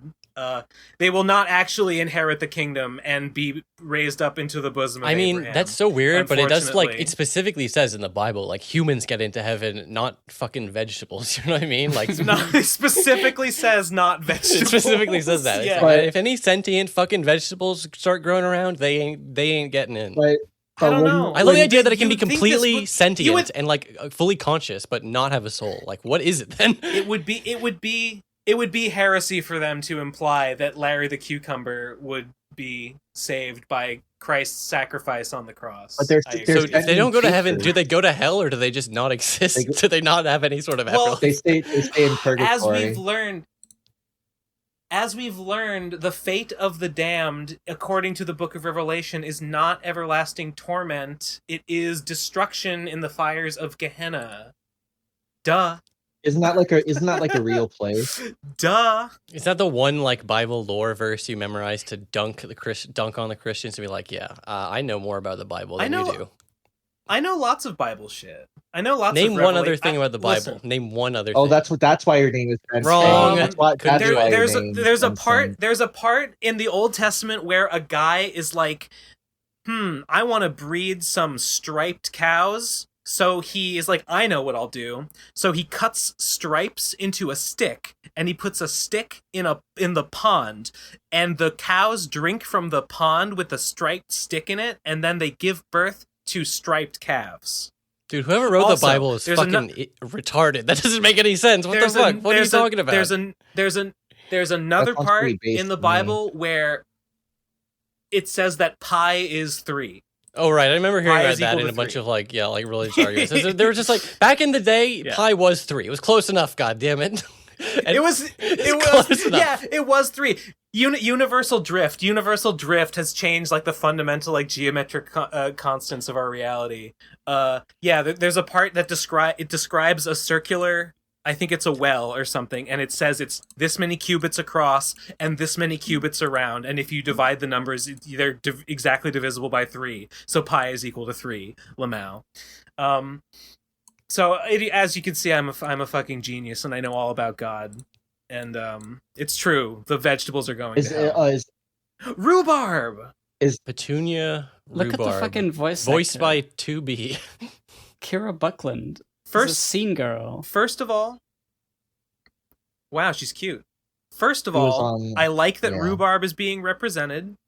Rhubarb is an underappreciated vegetable, but she doesn't look like rhubarb because No. rhubarb has like big leaves. Why is she like a bulb? She shit. Oh, Dear it's the wrong- Veggietales writers, you have anthropomorphized these I don't get it. vegetables to a point where they're no longer recognizable, and I would like a refund, please. It's I mean, you say that, but I'm serious. Unironically, yes. why didn't they make the body like pink, like rhubarb, and then have her hair be green, like the leaves? Like that. There makes would so be a way much to do sense. it. Well, it wouldn't be. When they designed Petunia Rhubarb, they're like, we need to get at least 300 entries of Rule 34, This is- so she can't be too busted and having green hair and shit. This is so annoying. They have her wearing like a pink sweater, but like none of the other vegetables wear clothes. Her body should just be red. Yeah, and her hair should be green leaves. They are too anthropomorphized. What is this orange hair? And This is insane. Also, I'm some of the losing my vegetables mind. are fruit. Petunia Rhubarb is cracking my mind in half. I don't understand what I'm looking at. I'm staring into the abyss. What were they thinking? Dear Veggietales creators, first of all, God isn't even real. Second of all, Yeah. what is going on with Petunia Rhubarb's design? That's my two, in order of importance, these are my 2 complaints about the new Veggietales. The old Veggietales, I was okay with the God stuff. God used to be real, but now he's not. The new one is just a lot. Yeah. All that Why God is- shit why was is great Kira in the Buckland 90s. So cool. Yeah, that I had no idea she did Veggietales voice. That's she's got quite the resume. Wait, does she do? Was she She 2B? does anime and video games and like some anime films. She got her start on like Newgrounds and shit, I think. Oh yeah. Yeah, she Oh yeah, she was near Automata. she was yeah. like in some really like shitty Flash movies in like 2004 or some shit. I thought I recognized the name. Oh okay. She's not as hot in other pictures as her headshots, but I mean, what do you expect? That's headshots for you, I guess. Well, rhubarb though. Yeah, let's focus on the rhubarb. Let's focus on what's important. I'm sorry, I don't have enough information on Veggietales lore to contribute much to this conversation. I mean, have you ever had rhubarb? No. Oh, it's good. Ugh, It's sweet. it is good. Did I make you try, or did you already know? Have you already had it? They don't grow that in England. Well, it's a. I don't know. I've had it before. I had it in a pie. Mm. I must have crumble. made you. Rhubarb crumble. No, I've had it way before you ever uttered the. No, phrase. I invented rhubarb crumble. I invented rhubarb pie. No. It's my thing. Yeah, Okay. stop copying All Ben's love of rhubarb. Everyone knows Ben loves rhubarb. He talks about it all the fucking time. Everyone. It's his my defining one thing. characteristic. It's the thing. It's the thing about me, and you're stealing it. I called it. Pick another vegetable. Veggietales superfan Ben Saint, widely known for his love of Petunia Rhubarb, and has drawn all sorts of art of her and made weird she Twitter is the accounts one. role plays her. She is a disgrace to rhubarb everywhere. She's not. The rhubarb community roundly rejects her. She's like the Candace Owens of rhubarb community is what I'm saying. Ooh. Yeah. I'm not much into Veggietales, but I can't. I'm a member of the rhubarb community, so I can't help but stan Petunia. Cringe. She's split. She's split the rhubarb fan base asunder. I might have to watch some Veggietales after this, because I'm mostly familiar with just you see random clips on Twitter of just like some crazy like religious moments being like, whoa, this is so wacky. But I'm sure there's like some 10-hour YouTube essay like, this is the lore and why Veggietales is the greatest show of all time. I haven't seen anything like that, but it wouldn't surprise me. I don't know if you saw when things were really heating up between Israel and Palestine. I posted that video of the little asparagus asking Bob the tomato, the Israelites, weren't they God's chosen people? I bet they always follow God's directions. And Bob the tomato, ho, you'd think so, wouldn't you? I remember that clip. That was good. Very, very topical. I cried. I feel like Veggietales is popular because like all Christian media that was trying to be educational was just like horrible. Like it was all terrible except for Veggietales. And it's like the king of that niche. As a kid who was pretty indifferent to God stuff, I just liked Veggietales because it was funny. Right. And I liked it. So it was great. I can absolutely see it appealing to any kid. Yeah. It's just it seems like a regular ass cartoon at first. It seems like Veggietales seems like a show like that should teach you about vegetables and like healthy eating habits, not like the Bible. I think I remember being kind of like thinking it was cool that they actually just tell these like Old Testament stories. It's like history. It's kind of like a history thing. Yeah, a lot of those stories are pretty interesting, honestly. Like I had never heard about the Israelites fucking collapsed the wall. They performed a miracle and God collapsed the walls of Jericho when they blew their trumpets. It was like, that's weird. Neat. Cool. Thanks for telling me, Larry. Or the one there's one where they do a version of the one where the guy, I think is it Daniel, or that they throw into the den of lions and like God appears as an angel and like protects him from the lions. I might be conflating some stuff there. I think I've talked about this exact thing on the PCP book. I think I remember someone in the comments correcting me and saying, no, Ben, that story was not about Daniel being thrown into the lion's den. That was Steve or something. It was another guy. I really hope someone in the comments is like, oh, God, they're talking about fucking Veggietales again. Just skip this episode. They will. They will be. I promise. We are at 2.5 hours. Do we want to go to voicemails? No, let's skip it all Just together. This will be the episode where you stop doing voicemails. Well, we should just split this episode into like the Lazerbot segment and the post Lazerbot segment. Or we've been going for a while without him now. But not that long. I don't know. We should do voicemails, right? We have to. Okay. Wait, I have one particular question that only you two people can answer. So What's Is up? everything that happens in Lord of Ghosts canon to Endless War, or how does that work? That is such a great question, and the answer is yes. Yeah. The way in Endless War, because it's like a big community. Like people come up with lore all the time for fun. They come up with their own OCs in the Discord, and they were doing all that stuff.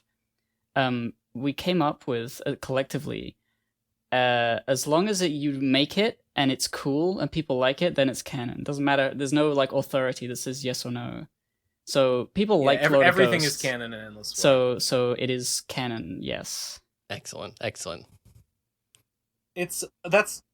think that makes me I think I would have liked Lord of Ghosts anyway, but the fact that it is technically like it starts in Lakakam, the fact that it has the Endless War tie-in just makes me very I feel very connected to it. I feel very invested in it. Like you technically could read it immediately following like Negaslime Descend, because it's exactly that moment where it starts. Right. Yeah, I remember reading it for the first time and being like, yeah, okay, so there's clearly like some shit just happened and it's like immediately following after this. Because I remember reading it and being like, am I missing something? And I was looking on the wiki and I was like, oh, okay, so this like really happened on the server and all this crazy ghost shit. Yeah, it was during stream. Yeah, it did. That I unveiled it. And it was so fucking cool. It was Lord of Ghosts takes place directly after Negaslime Descend, which was an animation that Gib did that coincided with and heralded the end of season 1 of Endless War. There was like a big in-game event that included this animation that Gib did, in which the Negaslime descended and de-slimed the city, basically. And Lord of Ghosts is the immediate. Other stuff happened in the game after that, but Lord of Ghosts is like the immediate aftermath and side story to that, I guess. Yeah, there it is. Right. Yeah, I just remember reading it and being like, this is like weirdly like specific like of lore that happened right before the comic started. Like, what's going on with this? And then I was like, oh, this like actually like happened. That's pretty cool. Yeah, it's not required reading, or like you don't need to be. Right. I say this the people intro of the comic like explains the whole premise. It's just like it was like, huh, that's kind of an interesting premise. It was pretty wacky. People ask the Lord me of Ghosts if, had a if, whole. If Lord of Ghosts is difficult to get into if you don't know Endless War, and trust me, you don't need to. No. All the concepts, really. Like the sewer stuff, I feel like it's explained in the comic, you know what I mean? Like, it definitely helps to know about it. Like, you would immediately know what was going on, but I mean, it's not like, it was actually pretty easy to understand without even fully... I mean, I'm not in Endless War, I'm only, like, aware of it, but it seems interesting. If you like the character of Lord of Ghosts, it would probably be interesting for you to know that he did kind of have a whole sort of life and story as an Endless War account. Right. Yeah, that's what I mean. I was he was all the mayor stuff. He was democratically elected going on with mayor. This? Yeah, because I was like, that was like so much backstory that I was like, it'd be like, why would you not just put that in the comic if this was happening? Like, you know what I mean? But it's like, oh, because it wouldn't make sense. I mean, it would not make sense to put it in the comic, but like, it was continuing from these events. It wasn't necessary. He ran on a platform of he was pro porn, and he also he had the pity vote. He had the pity vote. I love winning an election off a pity vote, which is hilarious. Yeah. And these two factors made it a huge landslide. And it was a legitimate win. It wasn't like people actually voted for it. Right, it wasn't just a plot point. It was like a real election, which is really funny. We had an actual poll in the server of people to vote for who was going to be mayor. And then, and as soon as Lord of Ghosts became mayor, a whole thing happened where, like, the ghosts used to live in the sewers, but then because Lord of Ghosts was mayor, he declared ghosts legal, so suddenly ghosts could roam the streets. It was literally that scene from Ghostbusters 2 or Ghostbusters 1, I think, where all the ghosts, like, shoot up out of the ground and are, like, terrorizing the city. There's the whole montage. It was literally just the one getting it was in the just taxi. that, but green. Hell yeah. Yeah. Right. Dude, Slimer is such a Endless War character. He's like a slime green ghost. I think they ripped off. I think they ripped off Endless War when they made Ghostbusters. We don't acknowledge Slimer. We don't want to give him the attention. He's too much. He stole our shit. He stole your He stole our IP. He stole your vibe, and, your aesthetic. He did. He really did. It's not fair. I don't know. What do we think? Voicemails? Oh yeah, sure. I mean, if you want the episode to be less than 8 hours long, probably need to get to voicemails eventually. Probably or you just skip voicemails. Right, just drop it. Just completely drop the segment, and everyone who left their voicemail is going to be like, "What the fuck? This is the first time they ever didn't do voicemails." I can't do it. I have too much. Damn my integrity! I just have so damn much of it. It's such a curse. I do respect the consistency. Guy. I mean, have you guys ever missed a week that wasn't like related to being at RadCon? I don't think then we managed to do live PCP episodes. Oh right, yeah. If you count the live stuff, then obviously you didn't miss anything. I just meant like as far as the actual just weekly schedule, it's been pretty adhered to as far as I can tell. I think so. Yeah, it has. We didn't have the same voicemail format back then, but since then it's at some point I decided all voicemails are fair game, and we have run every single one since then. I hope that pig guy shows up. I fucking hate that pig guy. I'm still. I feel like upset. the more we talk about it, the more likely he is to show up again. Or maybe there'll be pig copycats or like copy pigs. The pig. I don't want to talk about the pig. I don't want to. Okay, we can just get right into the voicemails if you want. Who's the first voicemail is called the pig. Who's the pig guy? No, I'm not talking about the pig. We're not talking about the pig. We're moving on. We're moving on. No, you won't guarantee. Maybe next week someone will call in some pig mails. The first voicemail is called "Big Chicken's Egg of a Fan Perspective on Ben's Work Ethic." 3, 2, 1, go. You know, Ben, I can't help but think that your popularity and subsequently your own money would improve if you would choose to focus all of your effort on one of your series as opposed to the scattershot approach you take nowadays. I know you said in a previous episode that the way you work creatively is that you get this idea and you cannot move forward until you get that idea out of your head. But, as a fan of, for example, the Vapors, like I am, it's very hard to want to keep up with the Vapors when the chapters are so sporadic.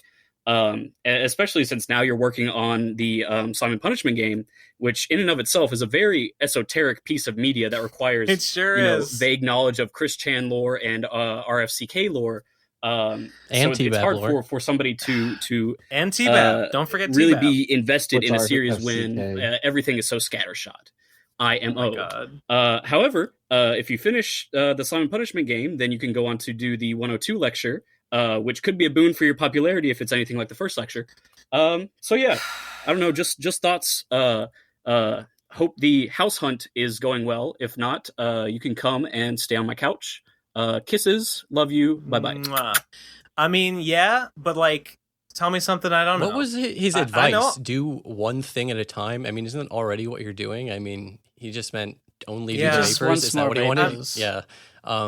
He wants more Vapor. I mean, he said it makes Vapors hard to keep up with. I mean, it is hard to keep up with Vapors since there is no Vapors coming out because I'm working on something else. That means it's easy to keep up with because there's no new Vapors coming out. If you get caught up, you're caught up. I remembered. I was horrified to realize that it's been almost 2 years since the Vapors 2 Kickstarter, and those Vaporettes, I mean, I released the Vaporettes for the first Vapors book after like 1 year. So I think I might want to just release. Maybe when I fucking put the comic up, I will also put the Vaporettes up, because I did mean to at some point publish those on the internet. They weren't going to stay book exclusive forever. So I don't know. I guess I'll do that at some point.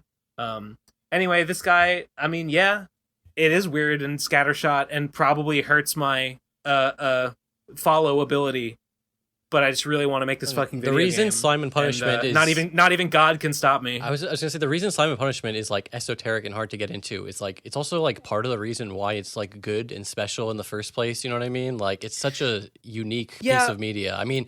It's not even that hard to get into and understand as long as you have like a little bit of understanding of Endless War. Because I mean, and I guess it helps to know a little bit of Sonishu, but other than that, it's not like incomprehensible. in my opinion, even if you don't know what Endless War is, if you started reading Slime and Punishment, you could get the gist and be like, oh, okay, they're in the city and slime is the currency and that's it. That's all you need to know. And there's a tower, and I guess it's like in charge of everything, but like whatever, it's not important. Don't worry about it. The thing that I like about that, and that I also kind of like about Lord of Ghosts a little bit, is that like just the fact that Endless War as its own separate entity just is this existing thing, and like events that happen in that like will affect the comic, but like, you know, you didn't choose to have, you know, acid rain. That was something that happened and then you worked around it, you know what I mean? Yeah. Like it could only be what it is. It could not have been less esoteric than it is. My hope, and this might be overly ambitious, this might be foolhardy, but I'll admit to it anyway. A bit of my hope with the game is that the game will be something that is accessible enough, enjoyable enough in a sort of broadly appealing way that it will, maybe a wider audience might see it and like it than would have read the comic otherwise. And it might bring more attention to the comic, and by proxy also to my other stuff, Endless War and et cetera, et cetera. Isn't the only problem with that you're hoping people will discover and get invested in Slime and Punishment via the finale game, which will have the ending spoiled and also be almost impossible to understand without having read the comic? Lore-wise, they won't understand it, but I mean, the game seeks to provide a mechanical challenge that can be enjoyed even if you don't fully know the lore behind what's going on. Yeah, if it just has good art. My goal is like, if the game is fun and it looks good and people play it and like, that was a fun game, but I sure didn't understand any of that lore. I guess you're right. That's a good about. Incentive. You know what I mean? Like to play a game, enjoy it, and be like, I wish I knew what any of that meant. You know what I mean? And then like, oh, here's a whole comic you can read to know about what that meant. Alternatively, that's exactly what I'm hoping for. You could make a build of the game that is specifically for like newcomers and put that on like itch.io or something. We'd have some sort of like intro cinematics. You're a pony or something. You got to kill these guys with a sword. Isn't that interesting? It sure is. And people just like enjoy playing it. I think I want to rub people's faces in it. I think I want people who haven't read the comic to have no choice but to grapple with, what is he talking about? If there are enough just like interesting things happen in the game. It's such an unusual thing. It's such an unusual thing to happen in a game that is like so hard to understand. Like so much preliminary media needs to be consumed. Like no game does that. Right. It would be really funny to see people's reactions. You can play the game. You can play the game without reading the comic, but you won't understand the story of the game. You won't understand the motivation behind it or why it's happening unless you've read the comic, is my intention with it. And you know what? That's all part of my vision. It's all part of my vision, and it's all completely non-negotiable. But it is what it is. Next voicemail is called A Poem for Ben. 3, 2, 1, go. This next poem goes out to Ben Saint of Patreon fame. As I wake in the morning, I go for my phone. I just can't let go, can't leave them alone. They've mentioned my name, time to make them pain. I'll work on my game, but not today. I just can't stop yigging. Could there be something wrong with me? I just can't stop yigging. Tweet after tweet. Tweet after tweet. Will I ever be free? I just can't stop yigging. Last word must always be mine to say. I just can't stop yigging. I'll work on my comics. Someday. That cruel. Overly cruel. But savage. True. Hurts my feelings. My feedback is you kind of sound like a true. robot. You should get better at enunciating. Oh my god. I've made like 5 or 6 tweets about Yig in like as many months. It's slowed down considerably, so I don't know why you're still getting really mad at you about anymore. it. This is like a month late. Even I eventually I did realize if I keep banging this drum, I'm gonna start looking like the asshole. So I should stop, and I did. Gonna start looking like the asshole. Yeah, very funny, very funny, very funny. I can't stop yigging. It's true. It's true. I'm guilty. She's a yigger, Jerry. She's a yigger.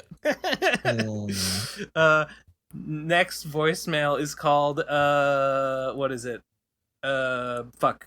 I lost track. How to explain trans to cis people by a cis person. Okay. 3, 2, 1, go.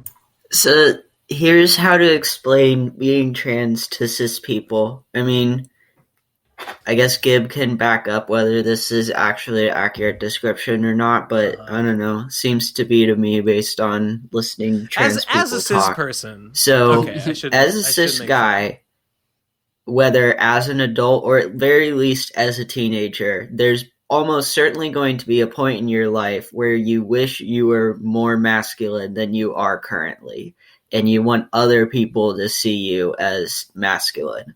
So you do stuff to your body to make yourself more masculine. What the fuck? And like the way that you talk and the way that your body language is and all this other shit. Oh. So no, I then kind of get it. Just imagine instead you wanted the reverse of that. If you wanted to be less masculine and more feminine and be perceived as such and do all the stuff to your body and like the way that you behave in order to produce the opposite effect. You see, it's really not hard to understand. It's not some difficult thing that we have to solve. It's easy. You know what? That seemed pretty reasonable. It's a pretty simplistic explanation, but it works. It is kind of like that because like I was obviously raised male.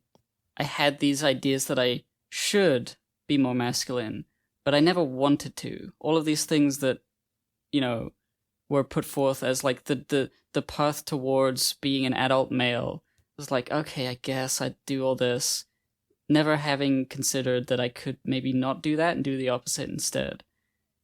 And once I realized that, and I was like, oh wait, this is way better. I actually like doing this. That's it.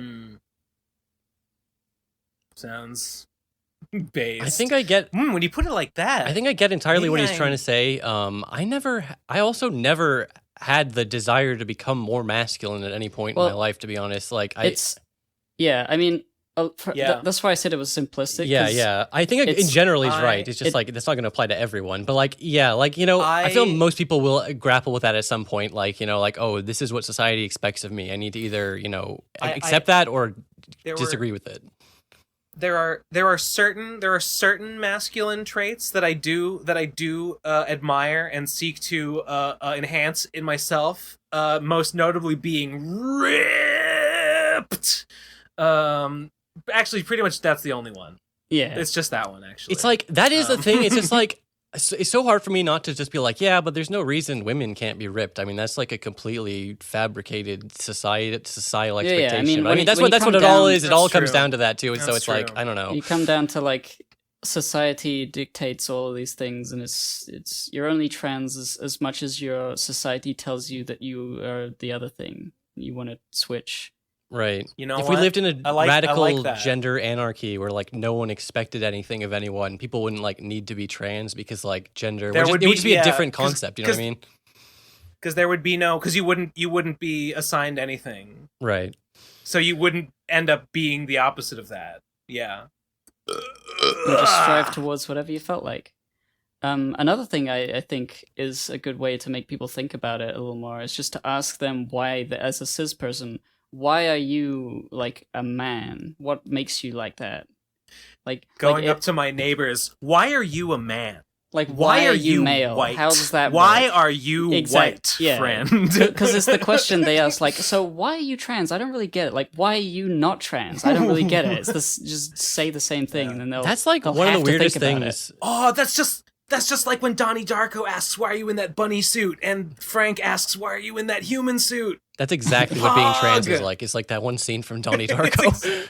I was going to say, like, I totally, like, I pretty much agree that it's not, it's like, basically it all just comes down to, like, what society expects of you. So I'm not entirely sure. I basically agree with the general message of that voicemail, but I don't know. Like, to me, like, it's so obvious that trans people are real because like I am a guy and I have no desire to be a girl, so like I can't empathize with that at all. But it's like no one would just like pretend like that? Like, it doesn't make any sense to me. Like, why people are so like vigorously denying it. I just like, why? It's because of the pity vote. It's because of the pity vote, and I become Lord Mayor Ghosts of Endless War. Next voicemail. Yep. Next voicemail is called Audacity Rant, not directed at you. This is from Oblivion Fall. Shout outs to Oblivion Fall. Is this about how Audacity's bad now? Oh yeah. It's probably going to be about how Audacity's bad. Okay. 3, 2, 1, go.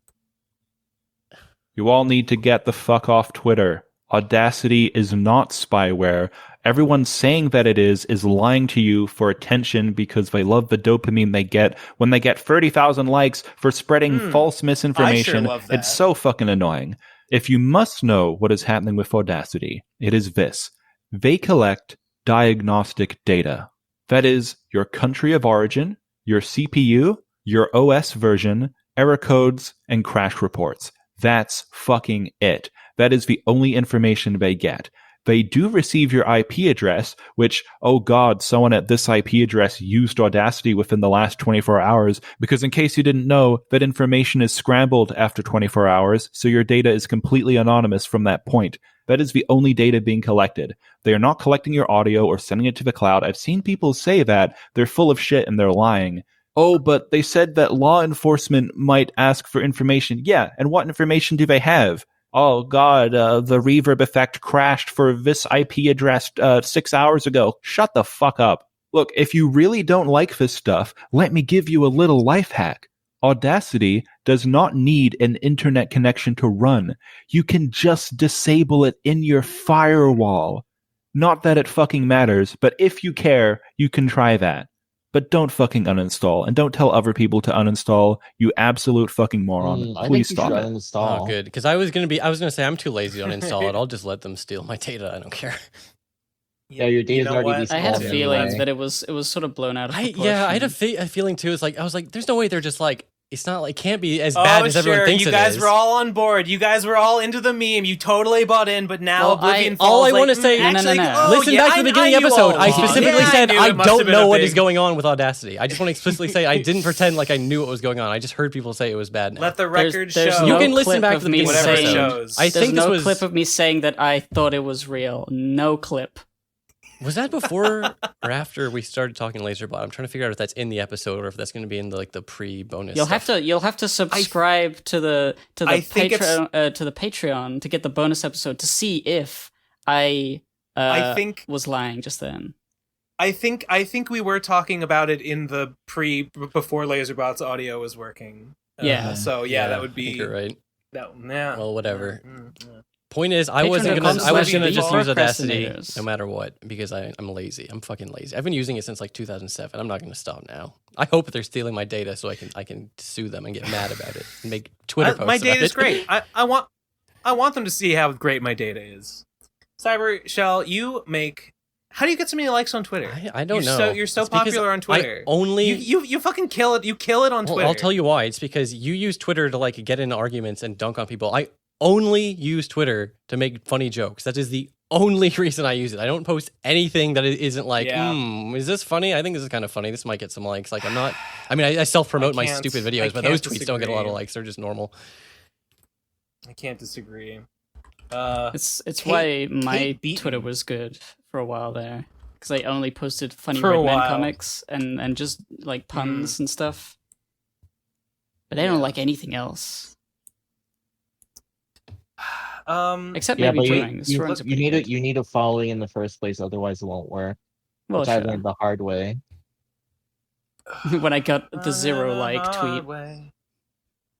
Yeah. Oh, then you just delete it. If you get 0 likes on a tweet, you delete that shit. That's embarrassing. Not that ever happens to me, of course. Actually, it doesn't. It's never happened to Ben Saint ever. And don't even think about going and searching through his Twitter replies because he's already deleted the ones that had 0. Replies don't count. Okay, fair enough. Next voicemail is called what's it called? It's called Fast Talking Super Listener Tarbuck Transom. 3, 2, 1, go. When there's a misunderstanding or a miscommunication, do you think the speaker or the listener has more responsibility? Obviously, it's both, and also obviously, it's not exactly equal. At least I don't think so. I think it's like 3-2 listener to speaker. What about you guys? I hate to do this, but it depends entirely on the situation. Like, I can't just blanket give that's what I was credit gonna to the say. speaker as per person. Because you can say something vague and ambiguous, and then it's on you, or you can just not understand something incredibly obvious, and it's completely on the listener. Like, there's no, I can't divide it up based on majority of the time. Maybe, I don't know. Here's an example I then, think so. a first impression. The pressure is on the speaker to make sure they don't miscommunicate, because that's an important thing to get right.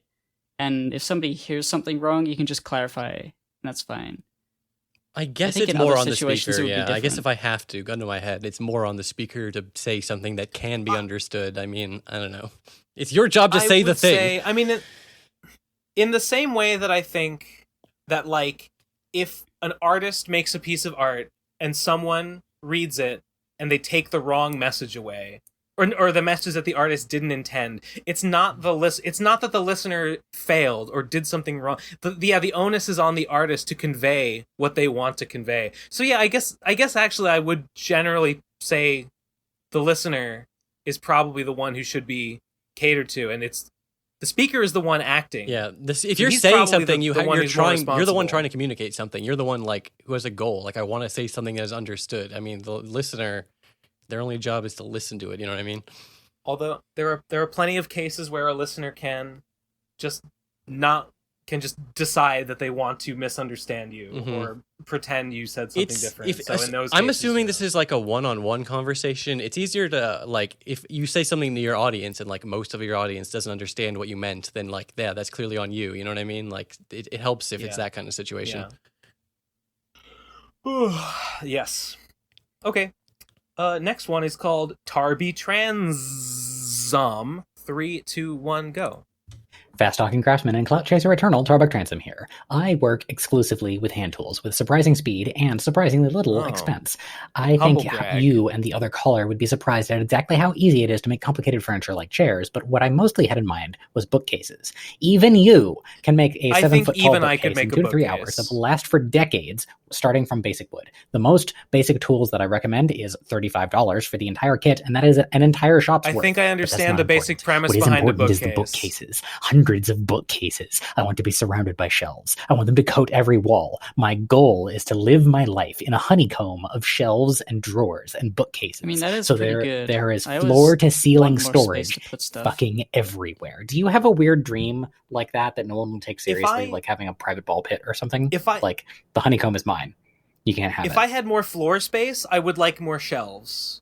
Because I do have a bunch of junk kind of just sitting on stuff. I'm going to take the hard opposite stance and say I'm anti-shelf. I don't want any shelves in my life. I want books piled high, straight from the ground to the ceiling. No shelves involved. But how'd you get them? I don't read books. I just look at them and admire my collection. I'm the same. I would have like a big, like, old fancy, like, stuffy, like library for old British royal something or other. You have to pay to get in. Only white people allowed. You know, all that stupid shit. Hell yeah! It's like the classic, like, evil, like, British library with the dark leather bound books with no text on the side. I like the aesthetic made of human flesh. Yeah. The Necronomicon is the sort of thing you would see in Harry Potter. But I would never read any of them. I just like the fact that they could fill a wall with leather and paper. You know? I would love to have a room like, just full, like a library, like Beauty and the Beast style library, but all the books are they're just, every single book is just Tails Gets Trolled, but like a slightly different size of book. Well, I mean, by the time that all 4 arcs are done, it's gonna be enough to fill up an entire wall of bookshelves. I still can't believe he said 4 arcs, and we're only almost done with arc 1. I mean, he said we've gotten similar estimates in the past, like, I'll do 100 chapters, but it's like, to hear that, it's just like, what the fuck? How much shit can possibly be left? You said Yeah, Cece, you said when you were on the other day, you said 4 arcs, and honestly, I didn't believe you. I thought, like, there's no way. There's no way. It's like Yeah. I always like be a knew that was the miscommunication. case, but I like just to specifically to hear it from Lazerbot's mouth. Like he's literally planned that much out in advance. Like what the fuck? Like it's cool, it's good. I'm glad. I would rather people plan out their comics like that. Yeah. But fuck. Was that Cece? Yeah, to be fair, he said the end of the first arc is the attack on Troll Fortress, but that only really started like at chapter 11 or 12 or 13. Right. Yeah, the assault has been going on for ages. You're right. But I mean, there's a bunch of stuff before that, so maybe this is like the second arc. I think Ben might be right in that like maybe there really are 4 arcs, but arcs 2, 3, and 4 are just gonna be shorter. They're just gonna, by virtue of the comic existing in its current format, it will be shorter. Yeah. The war. I mean, he said the war. It sort of feels like we're in the war now. Right? Right. I guess this is just technically one battle. This whole thing has been one battle, basically, which is ridiculous. Like, it's been going on for that long, longer than the I fucking guess that's true. boat arc and Berserk. It's just been going and going and going. He said there are other troll civilizations, so I mean, I guess maybe this is just one battle with one troll city, and it becomes a worldwide conflict. It makes sense. There's a guy named Mr. Clare who's the mayor of Fuck Poor People, which is what the city is called, the troll city of Fuck Poor People. I think you mentioned that before. Wait, that's like a different city? Yeah. It will be so interesting. I said this a little bit. Good. I was like, I want to see more world building from Lazerbot. You know what I mean? Because we haven't gotten too much of that. Like, I would love to see another troll civilization. I would love to hear him go like, there's another troll city out there. It's called Nalakakanum. We gotta set it all in a collective universe. Oh, we should have said Endless War. We should have said T-Bap. We should have said that's what you put in the fucking comic. Oh, Mr. Homestuck. Fuck Homestuck. Just another spoke on the wheel of slime and punishment. Just like more lores and universes to connect to. My goal is for Endless War to be the Saint Elsewhere of webcomics. You know what I'm talking about, right? Yeah, the Smash Bros of webcomics, except not really. Yeah, like the autistic boy in with the thing. Yeah, everything is technically, because of all the crossovers, all of these shows technically exist in the same universe, and therefore all of them are the dream of an autistic boy staring into a globe. I used that scene of the boy with the globe. Yeah, I used that entire scene in one of my videos, and I got completely, copyright striked and demonetized, but it was worth it because I just thought it was so funny. Blasted. Well, I mean, technically in oh fuck. There is an alternate dimension. There is an alternate universe where alt timeline Ben Saint is staring into a snow globe, imagining all of the other goings on. I don't know how that fits in. That's in oh god, the forgotten chapter of the Slime and Punishment saga, which is called Nuts. Which I guess I'll put a link in the description. I never talk about Nuts because I just did it on a whim like one day, but it's like a whole like framing device thing. I won't even look for it now. I don't remember where I put it. Next voicemail. Fuck, I lost track. I gotta go back. SpeakPipe. The next voicemail is 419. When Ben talks about Noita. Wait, did I post it?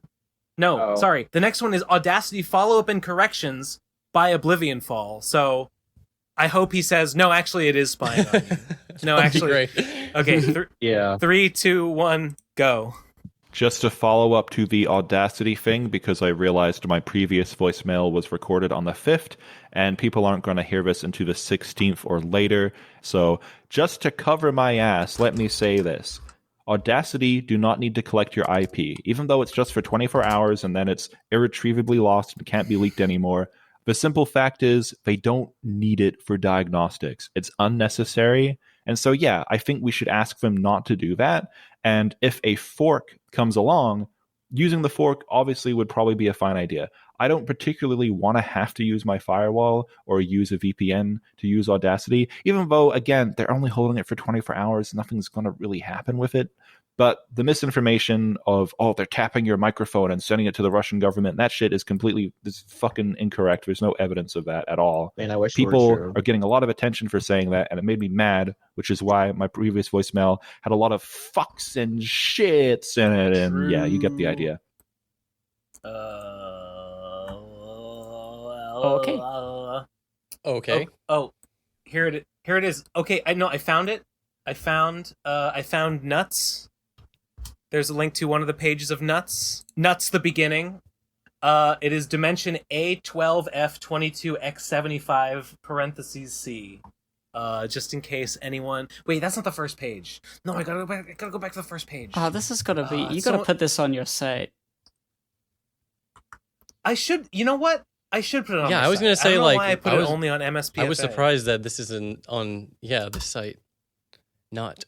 Oh, so that's site. what MSPFA is. Yeah, this is fully RFCK canon. It is completely essential lore, and I just never made a big deal out of it or told anyone about it. Lol. Man, I love that even if you try to follow pamphlet Slime or and something. Punishment, Ben will still fucking cuck you and not show you important lore for no reason. I'll just make some chapters in secret and forget to mention them. yeah, that's true. Okay, next voicemail for real this time. This is when Ben talks about Noida. 3, 2, 1, go. Yeah, that sounds kind of cool. That is how I feel. It's Honestly, I've seen people play Noida. It does look really cool, but I just keep being like, oh, I'll get into that later. I'll play it later. And I will play it later. Simsy was playing Noida, and he was showing me some of his deaths the other day in the mines. He hasn't gotten his first win yet, so I watched him desperately try and get the fire mage wet with a water potion. But he was standing on a hill, and I said, no, you fool. You gotta lure him down into a hole so you can get him in a puddle. You gotta get him in a puddle. Gravity, fucker. He's not gonna get wet standing on a hill. I think I mentioned this. I'll say it again, because I'm proud of myself. I finally did the 33 orb, get everything run, God run, got the permanent cosmetic item, the golden amulet. My character has a gold amulet now forever. I didn't play Noida for a week or more, 2 weeks after that. I just yesterday, just because I was kind of stressed out and I wanted to relax, I opened up a game and I played it for maybe an hour or two. And I died really bad because I was out of practice. I love Noida. I fucking love Noida. I thought you abandoned Noida. Yeah, it is interesting. I thought you were like, no, I'm only into modded Minecraft now. That's the only thing I care about, modded Minecraft. Well, you play as a dark wizard in both things, so they're You're both just playing Noida Minecraft.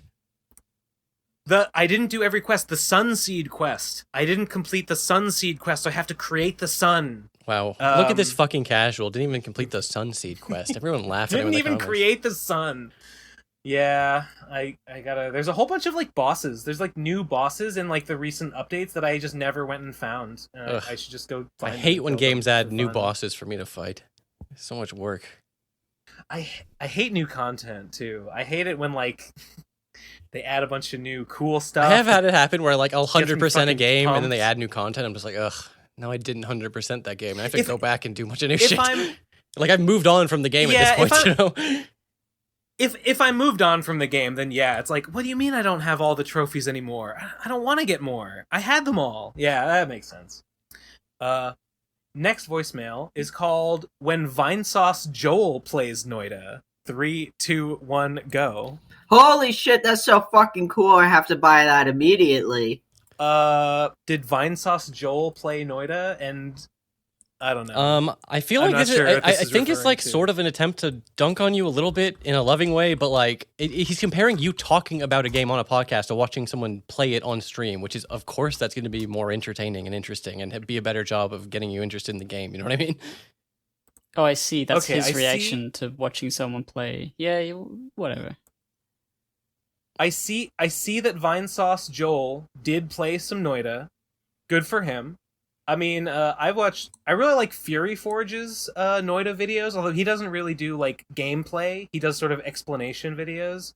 The one I've watched play it the most is McQueeb. He's pretty good. I don't think he's really doing it anymore though. I mean, yeah, probably watching Noida is more fun than just hearing me be like, oh, and then you can squirt water on fire and the fire goes out and it makes steam. Oh, pog. It is funny because like that sounds so stupid, but like I love that like watching these like chemicals interact with each other. Like there was this browser game where you just like make powders and like watch them interact, and like that's what Noida reminds me of. No. Well, Noida is literally made by people who made that game. That makes perfect sense because like I used to have so much fun just like making a big flammable thing and setting on fire and going, "Ooh, it's on fire." I did that. Yeah, it's the people that made the powder game. They basically made the powder game into a with some other real guys. video game, which is a good idea, honestly. And they were like, "Let's make a roguelike action game out of our powder shit." And they're like, "Okay," and they did. Good for them, and I'm glad. Noida seems pretty popular. Not like AAA mainstream popular, but like pretty popular for like an indie game. People have heard of it, yeah. I'm thinking I might want to stream it again soon because I'm sort of haven't played it in a while, and I've kind of got the itch again. That one stream where I beat it was very hype. It took me a bunch of tries. Oh man, that was so exciting. That was a great stream. That was what like 2 months ago or more now. It was a while ago. Ben, that was 8 years ago. It could be. You could tell me that. No, it had to be. God, it was this year, right? Yeah, it had to be this year. Oh my God, I don't even know. All right, we're dilly-dallying. Next voicemail is called. It's Janess. 3, 2, 1, go. I would like to know your thoughts on the general reaction to Biden withdrawing the troops from Afghanistan. My thoughts on the general reaction to it? I didn't really see much of a reaction to it. But like they kind of did it like without making a big deal of it, right? Like that was on purpose. Most of the reaction I saw to it, I didn't see that much. I just saw a couple people being like sort of making fun of the fact that they kind of just like quietly did it and like didn't say they were doing Mission accomplished. We did it. We beat the war on terror. We kicked their ass just like Vietnam. Yeah. Another victory for America, undefeated. We Zero USA, deaths. USA. What's the KD ratio? Yeah, I was literally about to say, I was saying, America, we may not win every war, but we got a pretty good KDR. I mean, if you consider the nukes we dropped on Japan versus the amount of soldiers that died in Japan, it's pretty high. We could throw thousands to the fucking meat grinder and we would still be killing it on KDR, and that's exactly what we should do. I wonder, like, of all time, the UK versus US, who has the highest death count? Well, honestly, everything the US ever does should contribute to the UK's count, because we're just we're a spin-off. We're a spin-off subsidiary. Show. Yeah, exactly. Every piece of colonialism the UK ever did, and that includes America. Yeah, I think UK might win. Well, I mean, the United States has a bigger population, but the UK was around a lot longer. So the British Empire at its peak was just enormous, like the global reach and influence. Okay, but would the British, but citizens of the British Empire were not necessarily like British people. It might have been like people from the colonies. Okay. If you're talking about like the state has directly killed, I think America might win. Honestly, if you're going on that, are we talking about has killed other people or have had their own casualties in war? No. I mean, like, kill other people, like their enemies in war, or like actual, real full-on killing. Wars. America stuff. Definitely wins if you include all the CIA covert ops in like South America and shit. I'm gonna say that just because the UK was like around more during like colonialism in like the spice trade era, right. I feel like it like laid its roots down and probably had a much longer lasting effect on a lot of the world. So I kind of want to go with the UK. Someone in the comments will be sure to correct us. But yeah, I feel like they're both up there. They're both honestly close. If you've got an opinion on this, please weigh in the comments, because I don't know. I'm fucking. Who's the most evilest? Me or I don't Ben? know enough about British colonialism. Like, I don't know all the intricate stories. I know more about like the bad shit America's done. So I guess I should just say America. We win everything, even the being bad competitions. No, we're worse. That's the only thing America wins anymore. No, we're good. Next voicemail is called Tarbadative Transaddendum. 3, 2, 1, go. Correction to my voicemail about speaker-listener responsibility. The obvious best answer is that the person who has the majority responsibility is the one that's me. If I'm speaking, then it's the speaker, and if I'm listening, then it's the listener, because I'm the one that I can control. It's only that ratio I said if neither party is me, or if the other person has also adopted this opinion of mine, because they know true wisdom when they hear it. It's equal parts trust in myself to be good and a way to hold myself accountable should I falter, within reason, at collaborating with others in the field of communication. Just another reason they call your guy Tarbuck Transom here, the leftist Jordan Peterson. That was already an incredibly confusing question, and now this, like, he's answered it in an even more confusing way to me, honestly. No, like, they just answered it in a way that is like, but you didn't see this come in, sort of like. But it wasn't even like, here's the voicemail, here's the the answer voicemail. This is like a follow-up voicemail that was submitted days later. Like, yeah, of course, when you consider the fact that you can only control your own actions and not that of others, and therefore, like, yeah, obviously that changes the consideration. What have we learned here? Nothing. No more voicemail. No, okay. Next voicemail. Next voicemail is did I post it yet? No, I fucking didn't. No, oh yes I did. It's called Sonic Shroom. 3, 2, 1, go. Hey there, PCP. I heard you guys talking about Hollow Knight on the podcast, and so I just wondered, like, if there's any other Metroidvania kind of games that you guys like. I've been playing a really good one called Ender Lilies. Ender Lilies. It's kind of like a Hollow Knight, but it's got more of a gothic theme to it. More of a gothic theme? I was just saying, what?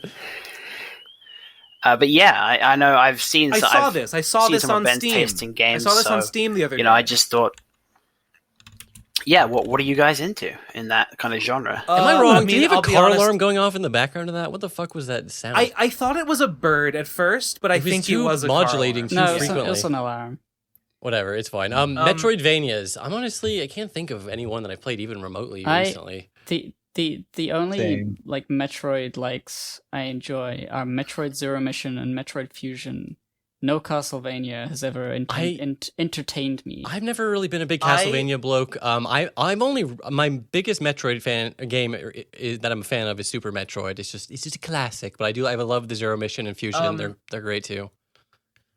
Yeah, I love all the Fusion, Metroid games. I love all the Castlevania games.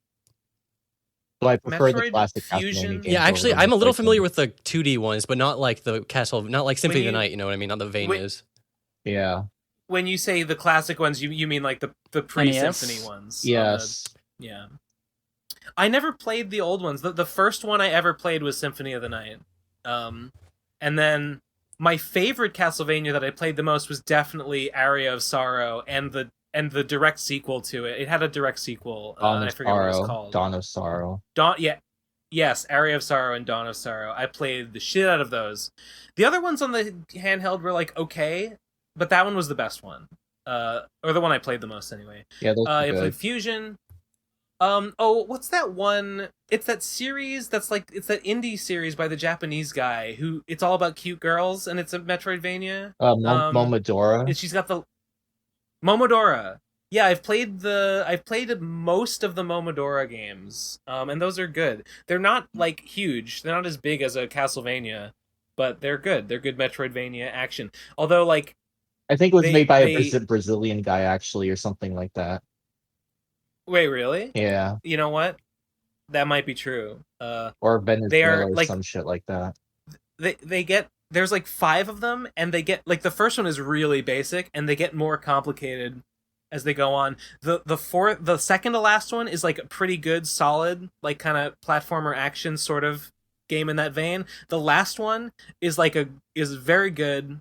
It is definitely a Metroidvania, although it's smaller than like a Symphony of the Night. It's not as big as like a mainstream like Nintendo game like that, but it's really good. Those are good games. Hollow Knight's good. I mean, Noita has a bit of that in that it's a side-scroller shooter about exploration. I wouldn't really call it a Metroidvania, but it has Metroidvania. Something like that. But add powder in there. Add powder in there somewhere, and yeah. I should say I have played Hollow Knight a lot more. I've been streaming it actually over on twitch.tv/giveandtake, and I'm really enjoying it. So that's a good one. That's a good ass video game.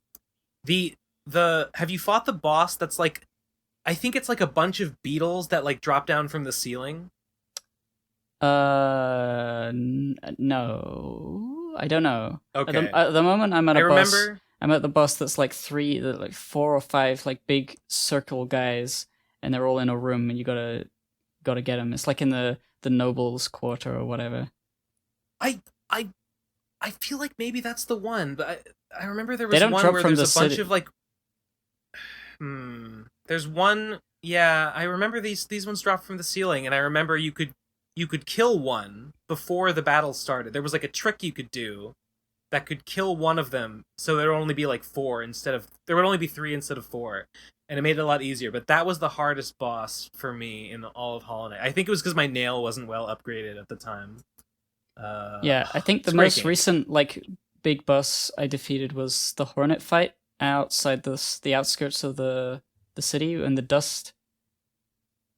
Have you fought the Mantis Lords? Yeah, that was a while, ages ago. I don't know how far in I am, but I've got like the super dash. I've got like the double jump. Okay. I've got like all the 3 like nail techniques. And the secret other one. I know people say that when you upgrade your nail, the game gets kind of too easy. And that's probably true. But I just fucking upgraded my nail all the way, because I just want to have fun. I just want to have fun playing the game. The last upgrade is there. If they didn't mean for you to be able to have it and use it, and balance the game around that, then why would they put it there? So... I didn't listen to the haters. I got all the nail upgrades. I got super powerful, and I won. Anything else, or next voicemail? No. Anything more on that bullshit? Okay, good. Good. I don't want to hear it. Next one is called Ben's been talking shit. Now he'll taste comeuppance. That's a gross joke, by the way, because Chris Chan would call her semen her comeuppance. So I don't want to taste that. All right. Why did you say that? Why did I say that? It doesn't matter. Just do it. Because it's funny. Because I like it. Because I like that. I know information that. is just kicking around Ben's head, and he has to inflict it on all of us. Didn't even mention the Fanta. That's what she said. She had all these weird. I mean, the Fanta's a whole different thing. They had all these weird things. What would she call it? She would call it. She would call it her comeuppance, but she would also call it Navy. This popped into my head the other day. She called it Navy because it was like semen. Seamen. So the Navy. Yeah, really. Brilliant. Okay, next one is called Ben's been talking shit. Now he'll taste comeuppance. 3, 2, 1, go. So Ben, heard you've been talking shit. Heard you think I only send in voicemails because I want to piss on the podcast. How dare you, honestly? How the fuck dare you say something this so isn't comeuppance. Fucking accurate? Piss is not comeuppance. It's a different fluid. You just gonna go? 39 seconds of this. I've stopped. No, I can take it. Go on. just piss. I dissolve. Just keep pissing. The piss sound isn't nearly as bad as the shitting sound, in my opinion. What the fuck are you doing? Last week there was I still don't believe that guy was really shitting. Oh wait, no, the next one is called Me Taking a Shit Week 2. No, I'm not even clicking on this one. I'm gonna do it. I don't know. Viewer, viewer beware. I You're mean, in skip for a ahead scare. if you skip ahead if you're some kind of weirdo who doesn't like to hear sounds of shitting. There it goes. 3, 2, 1, go. No, come on. This is too dramatic. Sorry, I'm gonna have to agree with Gib. I think it's more likely that this is real than it is someone downloaded a bunch of fake shit sounds. Yeah. What do we think? Should we not play this? Is this a little too much? Are you really gonna let shit guy browbeat you into finally screening the fucking messages when pig guy and all these other heroes couldn't do anything? He's gonna take. You're gonna send the message that you will kowtow and capitulate to these shitters on microphone. You're absolutely right. We can't let the shitters win. No, let them win. I don't care. No, they're faking it. They don't actually shit. Well, I will continue to not listen to them. They don't actually shit. It's not true. It's just a joke. It's just a meme. Look, this is just gonna be like the boy who cried shit sounds, and whenever they actually want to talk, whenever they actually want to leave a voicemail, I won't listen to it. Isn't this why you guys have the voice jail? So people who commit crimes can't submit in multiple more new horrible crimes? Like, wasn't that the whole point of it? The shit is voice jail material. I vote voice jail. You know what? You're absolutely right. You know what? You're absolutely right. We do have voice jail for a reason. I think I agree. Yeah, you know what? Yes, voice jail. Voice jail for the shitters. Voice jail for the shitters. It's the only... How could I... It's so simple. How could I not have seen it before? You just want to... although there is... Look, Ben just wanted a perfect utopian society where everyone could have freedom of speech, and then some guy had to come up in the middle of the town square and just take a huge shit, and now we're just okay, I guess we have to make some bridges to this freedom of speech thing. It's the tragedy of the commons. I was gonna say, the thing about the voice jail is that there is no actual mechanical disincentive from someone in voice jail just sending voicemails anyway. You can't tell them that. What the fuck? They have to think it's real. But they should be ashamed of themselves if they don't honor the social contract that the voice jail represents. So no, sir or madam, no more shit voicemails. Shame. Next voicemail is called smacking a dog with a newspaper. Next voicemail is called Frost Drive. 3, 2, 1, go. Hey Ben, I gotta agree, the nightmare of having your head crushed is pretty bad, but I got a worse one for you. No, I thought of this the other day and I can't stop thinking about it, which is when AI gains self-awareness and becomes conscious. People think the scary part is the AI going evil, and it isn't. The scary part is what happens after we kill the AI consciousness. Where does it go? What happens? What if it gets sent to some type of purgatory type dimension, and because it's completely unnatural and never meant to be there, it glitches purgatory and gains control of it. And then every human that dies after will never get sent to hell or heaven or reincarnation, but instead we get trapped in that purgatory hellscape controlled by the AI we killed, and it wants revenge. How do you kill an AI and send it to a We're already living in that reality. It already happened, and we're living in it. This is purgatory. I can't feel scared about this because you need to believe in purgatory and the afterlife. This presupposes a lot of things. Also that you can kill a robot. Yeah, that robots will have souls. That robots can even exist. That will be AI consciousness. I mean, eventually, yeah, but that it'll happen in our lifetimes maybe. And then this is so beyond metaphysical nonsense. I mean, it's a cool premise for an anime or something. If that's what he was saying. If he's saying this is something that actually is scary, then I don't really agree with him. That's fine, but it doesn't scare me in the same way that thinking about having my head crushed scares me, because it's not immediate. In the same way that it's a lot easier to imagine your head getting crushed. I mean, that's a real thing. The thing about the head getting crushed is that it is a thing that I could physically experience myself, that could happen to me. This thing about an AI takes over purgatory and human souls get trapped, that's... Yeah, what is that? I'm scared of physical things, not metaphysical things. That's I have a question. By your head getting crushed, do you mean it getting crushed slowly? Because I think that would be worse than it being crushed like fast. I mean, both, but yeah, probably slower would be worse. Yeah, but I'm scared of both. I've been the example that I keep talking about is being run over by a train. It's not even just my head. Any part of me. I mean, I know this is weird. Stop me if this is crazy, but I'm pretty scared of having any part of me run over by a train. But in particular, my head. The thing I think of is, the end of the Terminator when the Terminator gets crushed in like one of those presses. Yes. That's the thing I think of. Like, imagine if you were crushed by that thing. That'd be so fucked up. Yeah, that's exactly the kind of thing that I am afraid of, and it keeps me up at night when I think about it. This is why Ben wears that hat. He's trying to protect his head at all times. It's like, I don't know, just the thought. There are train tracks somewhere in the world, and at some point in the future, I could end up on them at the wrong time. There's who knows why, but it's possible I could end up in the wrong place at the wrong time on a train track somewhere and be crushed by a train. It could be that's my future, and I just have no way of knowing. I don't think you would get like run over by the train though. I think you get hit by the train and like fly in like. Imagine fly in the air.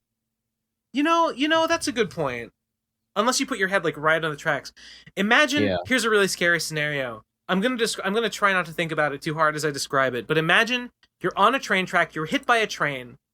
It doesn't kill you, but you're sort of like stuck to the front of the train. The air is rushing against you. You're kind of smacked against the train. You're sort of splatted against it, and you're sort of being held in place by the wind, but the train is still going, and you're slipping down, and you can't stop yourself, and you're slipping further and further, and at a certain point you know that you will slip under the train and be crushed.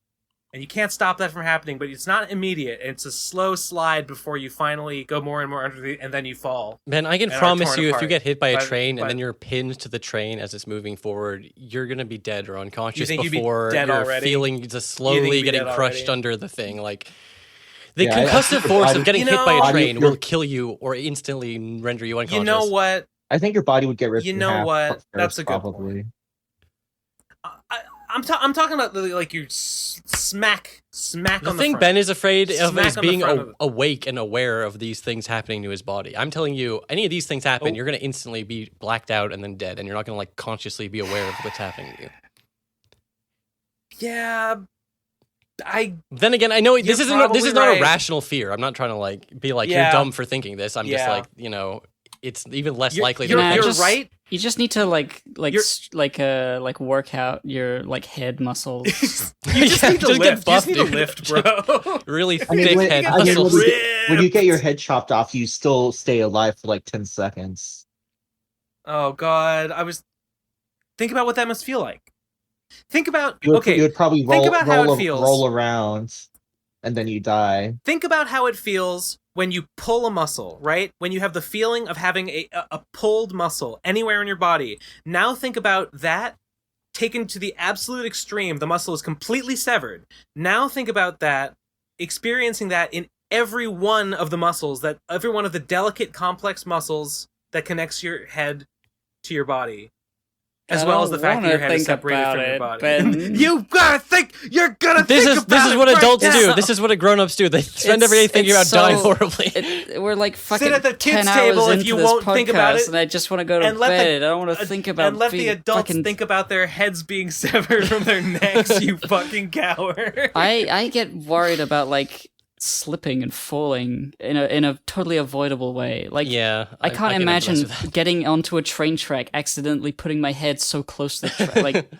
Like how would you get there? But like if I'm just slipping and falling and I just happen to fall into a road as a car comes by. Yeah, that's the thing. I mean, like, you're just walking on the side of the road. Like cars are going by so fast, they could just like instantly delete you, and you would have like nothing to do. You have no you couldn't react. Honestly.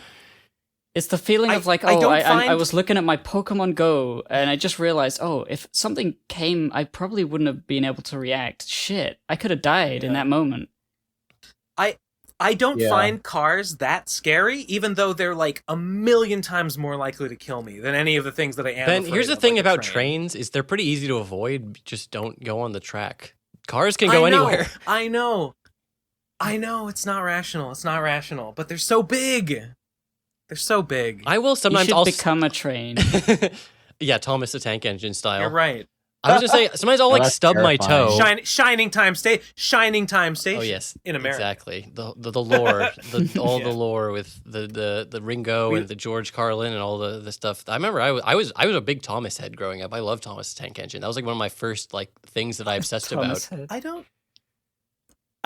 don't think I wouldn't call myself a Thomas head, but I did watch the show and I liked it. I had like I didn't have any like I loved the toys. I didn't have any toys or anything. Did you see that movie with the purple train?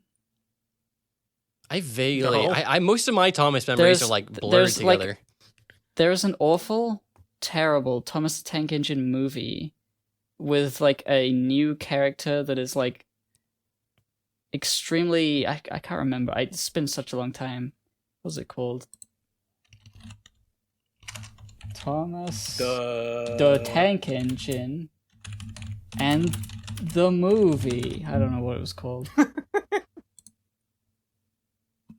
Thomas and the Magic Railroad. That was it.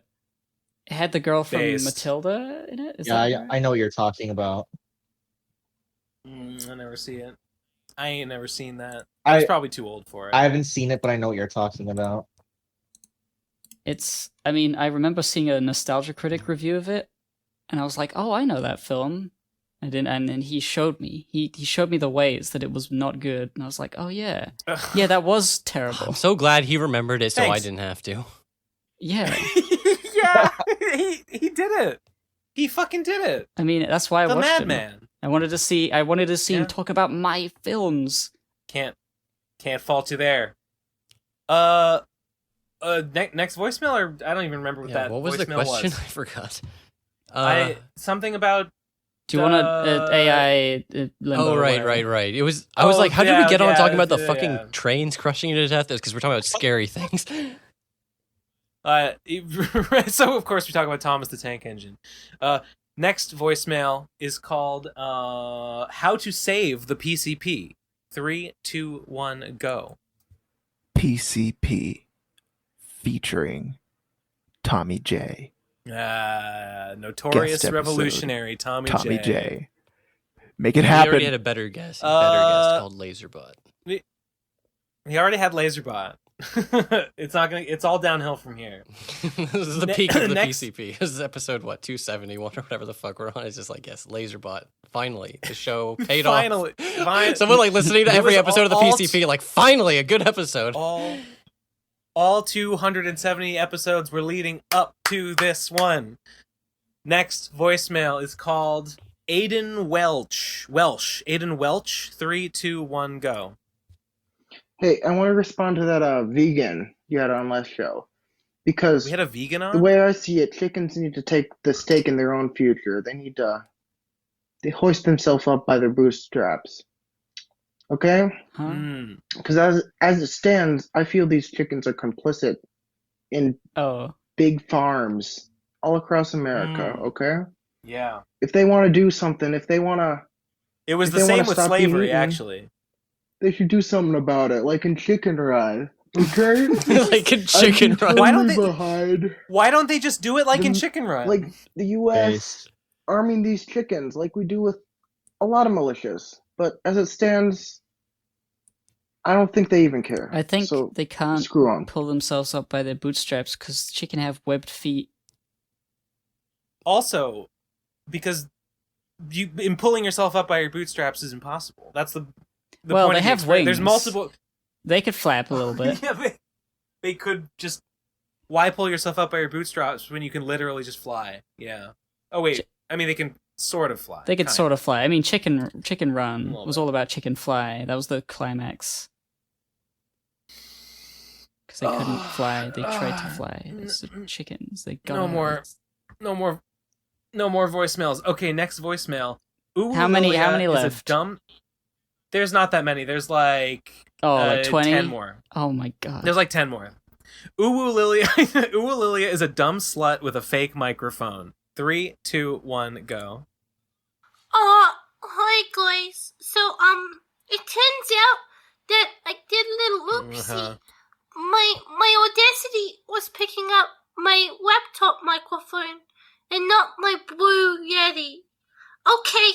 So we're gonna turn on my good microphone now, and we're gonna hear it. You ready? Yeah, the pig. I called it.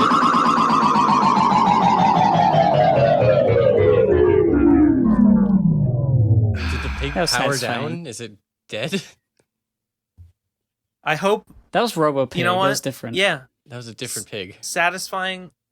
No, that was the pig. That was the death metal pig. Yeah, but he turned off. I think he ran out of batteries. I think he turned off. I think that's the end. I think that's the end of the pig arc. It's the mechanical pig shark from James and the Giant Peach. Remember that guy? You remember the mechanical shark with the grappling hook out of its mouth in James and the Giant Peach? I remember. Oh, yeah, but it's a pig instead, and it grabs you when you listen to a voicemail. Oh, that's much better.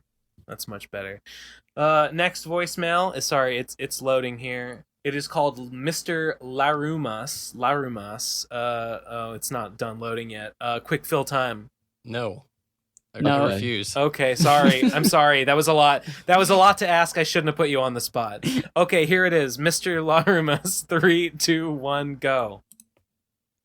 Konnichiwa. What? This is Samurai-sama. But not really. I am idealized memory of a samurai. I see. Benno Sento-san. It's just like the old days. Are now enemy number 2. Samurai-sama have no mortal enemy.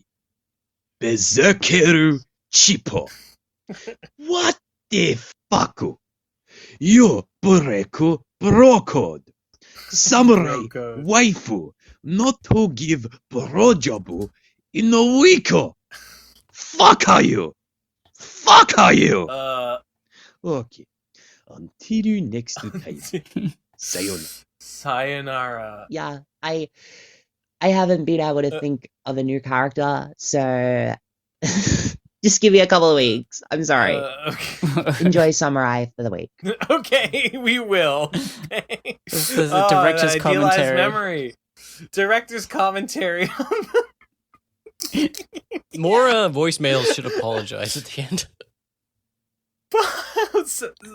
Sorry, I haven't made a voicemail in a while. Sorry, I haven't come up with an iconic character in a while. Take all the time you need. It's fine. Nice to hear the samurai is doing bad and is upset with has marital problems. Next voicemail. Did I load it? No, I didn't. Whoops. Here we go. It is called Ben. I reply on Twitter. Saint. 3, 2, 1, go. Ben, I sent you a Twitter DM in March. Just checked March 27th, and you have not opened it. March 27th. We did talk about how the way to reach us is easy. And you didn't Did you reply? lie to this poor man and not answer his Twitter DM from months ago and then erroneously claim that you answered Twitter DMs? Because I have open DMs on Twitter, and I emphatically do not reply to any of them, basically. I generally do reply to Twitter DMs as long as they're just like asking. Okay, if you're who I think you are, someone did send me a message on March 27th. All you sent me was the link to the Anamorphing Time podcast Discord. And I don't want to join the Anamorphing Time podcast Discord. That's why I didn't respond. Craig. Please. Craig, are you joking me right now? Craig is are you effing... Because Craig's tired. It's like your tea's like, God damn, why are you taking so long on this episode? 4 hours in. Are we going to beat the record for longest episode? A lot of that's getting cut because we have to cut out all the parts where Lazerbot wasn't working. His mic and shit. That's true. Because there's only 3.5 hours. Only. Anyway, I don't want to join the Anamorphing Time podcast Discord, so... Wait, no. I shouldn't answer voicemails. I gotta get Craig. I gotta get Craig. How do I do it? Is it, Craig? leave PCP. Is that the command? Okay, I'm not recording that channel. Okay. Then Craig, join PCP. Please wait, I will attempt to join in 5 seconds. 3, 2. Oh, wow, okay. Looks good. Thank you, Craig. Anyway, I don't want to join the Anamorphing Time Discord. I'm in too many Discords. Maybe I should join, but I don't want to. That's why I didn't answer you, because it was no point. If you expect a reply, ask a question. Don't just like send a link, and that's like you shouldn't expect a reply to that one. I mean, come on. Yeah, I think so. I feel like I'm in the right here. Next, you are next. Yes, thank you. Next voicemail is called Ben. I care about things. Saint. 3, 2, 1, go. Also, in regards to me being on Anamorphing Time, you asked who I am. But if you paid attention and listened to my voice and my offers to change your diapers, you would know who I am. But you don't. You don't care, Ben, and it hurts. Why won't you care about me? I don't understand. I mean, I recognize your Twitter handle. Is it Nate? What more do you want from me? No. It's Bob Disgaea. I don't know what the connection is here. Who is Disgaea? I don't know. Bob Disgaea. I'm sorry. You're gonna have to paint me a clearer picture. I don't know what you're getting at. Next one is called Bad Comment Show Update. 3, 2, 1, go. I'm moving this week, so I don't have time to do one. There will be 2 next week. Sorry, I haven't been on voicemail in a while. The episode that should have been in this week, and one just for the normal do episode it, then. for next week. Just do there that. Might even be 3. Ben seems to like this show, so I think I'm gonna actually supplement by going back and doing bonus episodes of really old episodes starting from the beginning. We're starting someone's finding career. shitty comments on like PCP number 1 and stuff like that. That's fine. But yeah, at least 2 next week, but none this week. Okay, listen, that's fine and all. that. You didn't have to leave a voicemail. Take to write an episode of the worst comment. I mean, don't you just have to read the comments, pick the worst one, and then like in the time it took you to send this voicemail, you could have made that thing and sent it in. You could have picked a comment, read it out loud, and said why you think it was bad. Right? I mean, it's not like there's that much that goes into it. Don't apologize for not having a voicemail this week. That's literally I feel like that must be a bit. Man, like that must be an intentional bit. Like, cause you apologize for not having a voicemail in the voicemail that you're sending. I hope that's a fucking bit. Dude. Okay. All right. Love your work. Love your work on the voicemails. Next one is called I didn't post it. It is called LGB Tarbuck Legba Transom. Sorry, it's loading.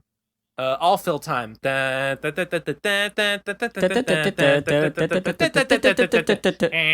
sync that up. Bird is the word. Okay. Here it goes. 3, 2, 1, go. Gender nihilist Tarbuck Transom here, and a weird conspiracy of circumstance led to me casting this most recent episode of the PCP onto a television instead of listening at my computer, and naturally the TV doesn't have ad block. So I got a bunch of ads for AIDS medication before I got sick of it and dug up my Bluetooth speaker so that I can stream at my usual 2 1/4 speed ad-free. But before I did, I checked the ads on a few other episodes, and only the last one has ads for AIDS medication. The only thing that I can see being different is that you had a rainbow-tastic thumbnail and LGBT keywords everywhere, so YouTube thinks that I must be one of them Tumblrs and have AIDS, which is several kinds of bigoted horseshit. Also, that's the invisible hand unrelated, of the market. but LGBT should be pronounced legbat. Legbat quia. Look at Joe. Legbat. Look at it. Look at it. We got a lot of downvotes on the last, like, not a huge amount, but I mean, our recent episodes have gotten like single digit downvotes. the last episode, as soon as it went up, it got like a dozen or more downvotes. Well, I saw there was someone in the comments saying Monkey or Riot, so I think it may have been a raid or something. I don't think so, because that fans. person has been... That person's been in the comments for a while, and I'm pretty sure they're just having a goof. Well, maybe. I don't think that person's been around for a while. I mean, it was only could like be that 16 dislikes or something, wasn't it? I know, but it's a lot more than... Well, now it's more. I think it's probably got like 30 now. Well, okay. It's more. The ratio than usual. was bad at first. I actually noticed that. Like you said, they all came in right at the beginning, all the dislikes, and then it sort of, it's more than usual, but it evened out. It like became more normal. So it's like not even really that noticeable, but it was definitely noticeable right at the start. Again, what's the point of a dislike mob? You guys know that doesn't do anything, right? I just thought it was interesting, and I don't know what it had. I think some people thought, oh, is it because there's a gay flag in the thumbnail? I don't know. The maybe. huge contingent of like anti-LGBT PCP fans just saw the thumbnail, like, what the fuck is this going on in this episode? Or maybe, maybe just X fans. Why would they be? X fans who don't listen anymore, but who have never unsubscribed, but who see the flag in their feed and they're like, oh, I don't know. It seems unlikely, but I mean, maybe. I don't know what other explanation there is. But the other thing, I got a pop-up on YouTube. I was on in my own account, and I saw one of these pop-ups for the episode, and it was like, rank this episode out of 5 stars and click, what did you think of this episode? Did you find it? And then it gave me a bunch of options. It was like, did you find it, entertaining, informative, life-changing, inspirational? Life-changing was one of the options. Yeah, I've seen that. Have you ever seen that pop up on YouTube? I don't think I've ever seen it on one of my own videos, but I mean, I know it was for a different account or whatever when you were signed into your main channel. But that's still like kind of funny. It is funny. Obviously, you click every single adjective and then send it 5 stars. I gave it 5 stars. I only gave it entertaining. You didn't even say the latest episode of the PCV was life-changing? I didn't say it was life-changing. Damn. I mean, because I was a little concerned. It seemed like maybe we had triggered something in the algorithm that made it seem sus. And I was like, do they think that we're spreading, like, vaccine misinformation because we talked about Vax Millions? Is it the rainbow flag in the thumbnail? Something, I don't know. I mean, nothing happened. It didn't get taken down. It didn't get any strikes or anything. So nothing ended up happening. But I was a little concerned that maybe the algorithm was like, the Eye of Sauron was kind of like leering at it for a second, like, what should we do with this? I don't know. I'd never seen one of those questions before. It's very weird. Pride. More like by the way, pride off of the floor after being flattened. By the way, I missed a voicemail, but it's not actually a voicemail. It was just this image. Oh, yeah, I get it. I got it. You get it. This is the Sarah Z. The Sarah Z blowing up. But it's far more realistic now. It's far more true to life. You're far more like true to life, far more believable. Crunchy and bit crushed in this image. I actually can't even tell if that's I know. I was me. like, I think that's you. I mean, it would make sense, right? I mean, it's patreon.com/BenSaint. It could only be. It could only be me. I don't know who else would be. My Little Brony. Yeah, I just noticed that this is from mylittlebrony.com. Pretty good. It's a pretty good meme. For some reason. Pretty good meme. Good God, meme. I remember Good meme. scrolling through that. Those were the days. My Little Brony? Yeah. Wait, is it like a real website? Yeah, it was like on Meme Base with Rage Comics and all that. Yeah, I was gonna say the little banner at the bottom gives me like 9gag vibes or something. Yeah, I've never seen that before. I never hit up mylittlebrony.com. Missed opportunities. What does that have to do with Sarah Z? I was only like half paying attention. Nothing. I think it's just original. Funny. No. Oh, the original image is... is... Yeah, okay. Yeah, the original image that this is an edit of is of Sarah Z blowing up the What Pumpkin headquarters after the Homestuck drama. Okay. Yeah. What is the implication here? That Munchie's blowing up your Munchie's Patreon? blowing up Yeah, and you are turning around blowing it up, looking. blowing it up. I can't even tell. Like, are you supposed to look upset about this? Like, you can't. There's like no blowing you it can't up to the distinguish any moon. features. Yeah, I was gonna say. No, I'm completely smooth and JPEG artifacted. I'm shitty like the sword. You can't even touch me. I just why look would like you a do this, grape. Munchie? Why would you betray me? I do. I look like I'm made of mud. I just look like a fucking muck monster. This ooze. I'm being vaporized by the nuclear blast, by the fallout. I like that. Is Munchie? Is he crying out in like pain? Is it like I'm sorry I had to do this, Sensei? That's the expression. No, he's just that's what I get from his. He's just like incoherent. He's pressing the button. I don't think he. I think he's clearly happy about this. In this image, he's singing. He looks. No, I choose to believe that he is pained. He's shedding a single tear after defeating his sensei in a duel. And he never said turning why. you into a JPEG artifact, purple. Yeah. I think the purple's the lighting from the explosion. But yeah, go on. But I'm so smooth. I'm so smooth. Last voicemail. We're finally made it. This one is called Soy Boys. Based. 3, 2, 1, go. God, I've been rewatching Shadow of Israfel, boys. Get your soy pogs out. Soy. Right, because I think this is Sean. Pointed out. Yeah, the abbreviation for Shadow of Israfel is SOI. Soy. So if you're participating in the Shadow of Israfel rewatch, you are a soy boy. That's a great nickname for that. Yeah, Sporktown Heroine in my Discord was saying that she tried to watch it again, or she started it again and thought that the first episodes were boring, and I think she's probably right, because the weird stuff doesn't start happening for a while, because at first it's just like a completely normal let's fuck around in Minecraft, and it's only after a while that like the shenanigans start. So yeah, it probably takes a while to get going. I was trying to figure out like what the hell is this again? This SOS is the the Yogscast thing. Yeah, it's the Yogscast one, right? That like kind of evolves into like a narrative, right? Sort I of actually thing do where, kind like, of the two, respect they're that. being It's kind of a cute little take on like a let's play. You know what I mean? Even though it is like I don't know. I feel like nowadays that's not even that epic. Like plenty of Minecraft YouTubers have done stuff like that, but at the time it was like wow.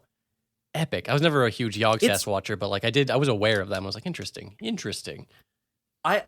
Someone linked me the Yogscast just as I listened to it just because someone was like, "Hey, give this a listen." I was like, "Okay," and I listened to some of it, and I was like, "Yeah, this is fine." And then I just found the Let's Play, the Shadow of Israfel. I think maybe on the subreddit or something, and I listened, and I didn't know what I was in for. And then when like the Israfel stuff starts happening, I was like, oh my god, what is this? Probably other people have done similar things since then. Maybe they weren't even the first to do but it. Still, like, yeah, any attempt to weave some sort of narrative into like a Let's Play, I think that's such an interesting concept, honestly. It's like you can do it. I mean, obviously you could do it cringe and bad, but like you can definitely have a good, cool story. You can only you could only tell in that kind of medium, you know what I mean? What I think makes it better is the fact that in general, I'm pretty sure that Simon and Lewis, they don't know what is going to happen. They're not just like playing. It's kind of like they're just being themselves and just reacting to like stuff that the other players are like sort of acting out in front of them that they like have not told them about ahead of time. It's kind of D&D-esque in that regard, which is it is. It's kind of like you have a bit of a dungeon master situation going on. Yeah, I was mostly aware of these guys just because, like, do people even remember what Yogs stands for? Does anyone even know what that means? Because it stands for Yogs stands for Ye Old Goon Squad. It was the spin off of the Something Awful like WoW guys or something. It was like I was like, oh, I didn't know that. I did know they used to be WoW. Yeah, people. So they were a spin off of Goon Squad or whatever. Like it was like. So I was like vaguely aware of them from that. And then the weirdest thing, I don't know if you know this, one of the Yogscast people is a playable DLC character in Sonic and All-Stars Racing Transformed. It was like for charity.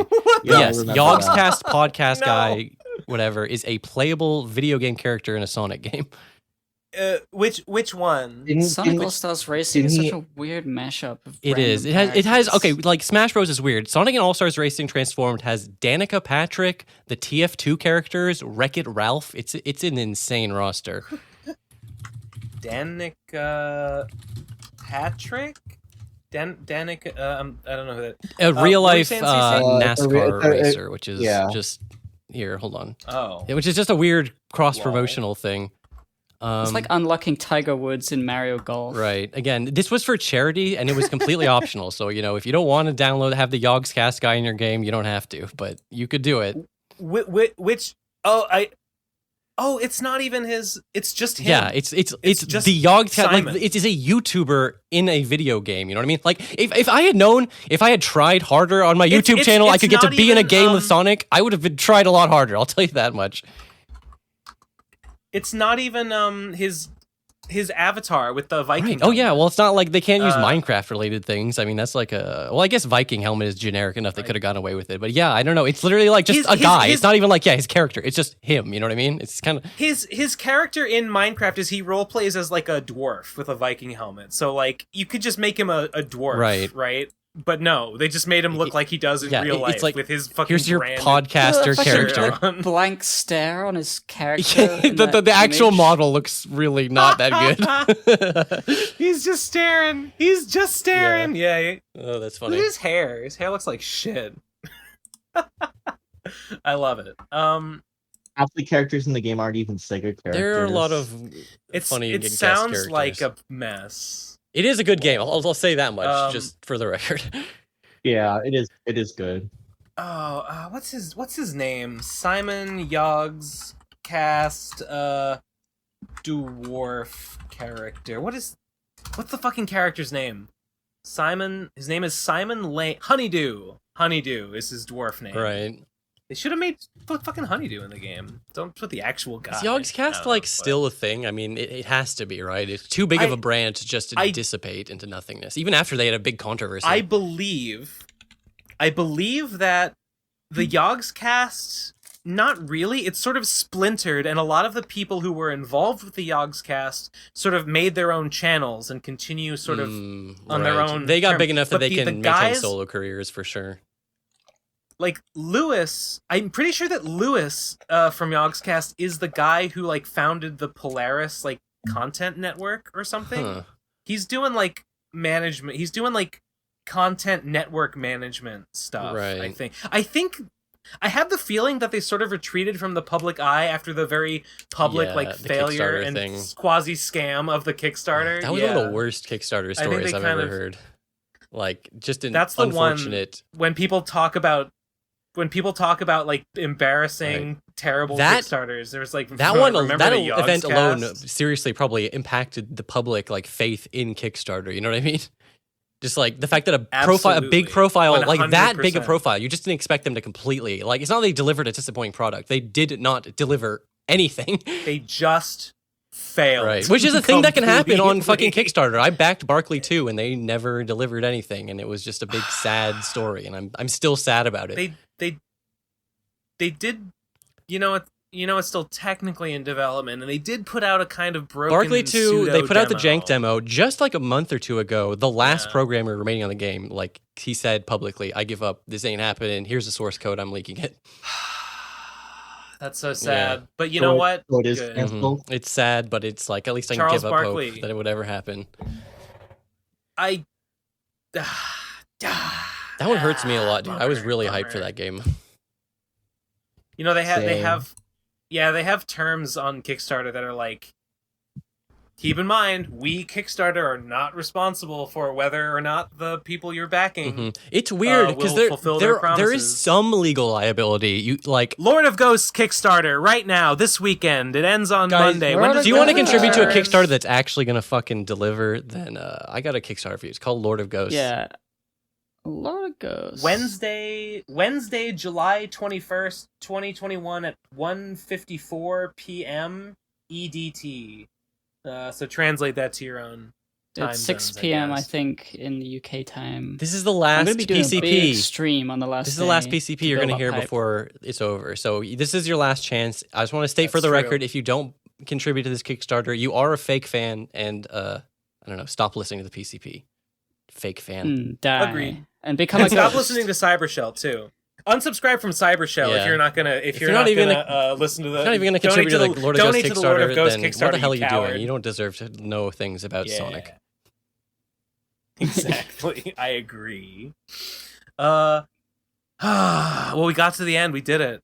Oh, that was the last one? Oh, thank fuck. Yeah, we did it. What are we at, like 5 hours now? I was getting like to the point where I'm like, okay, if there's more voicemails, I think I might just drop out. I think I might just go to bed. I just have to dip. Well, we No, did that was it. the last It's over. I mean, is the podcast over? Or have we said goodbye yet?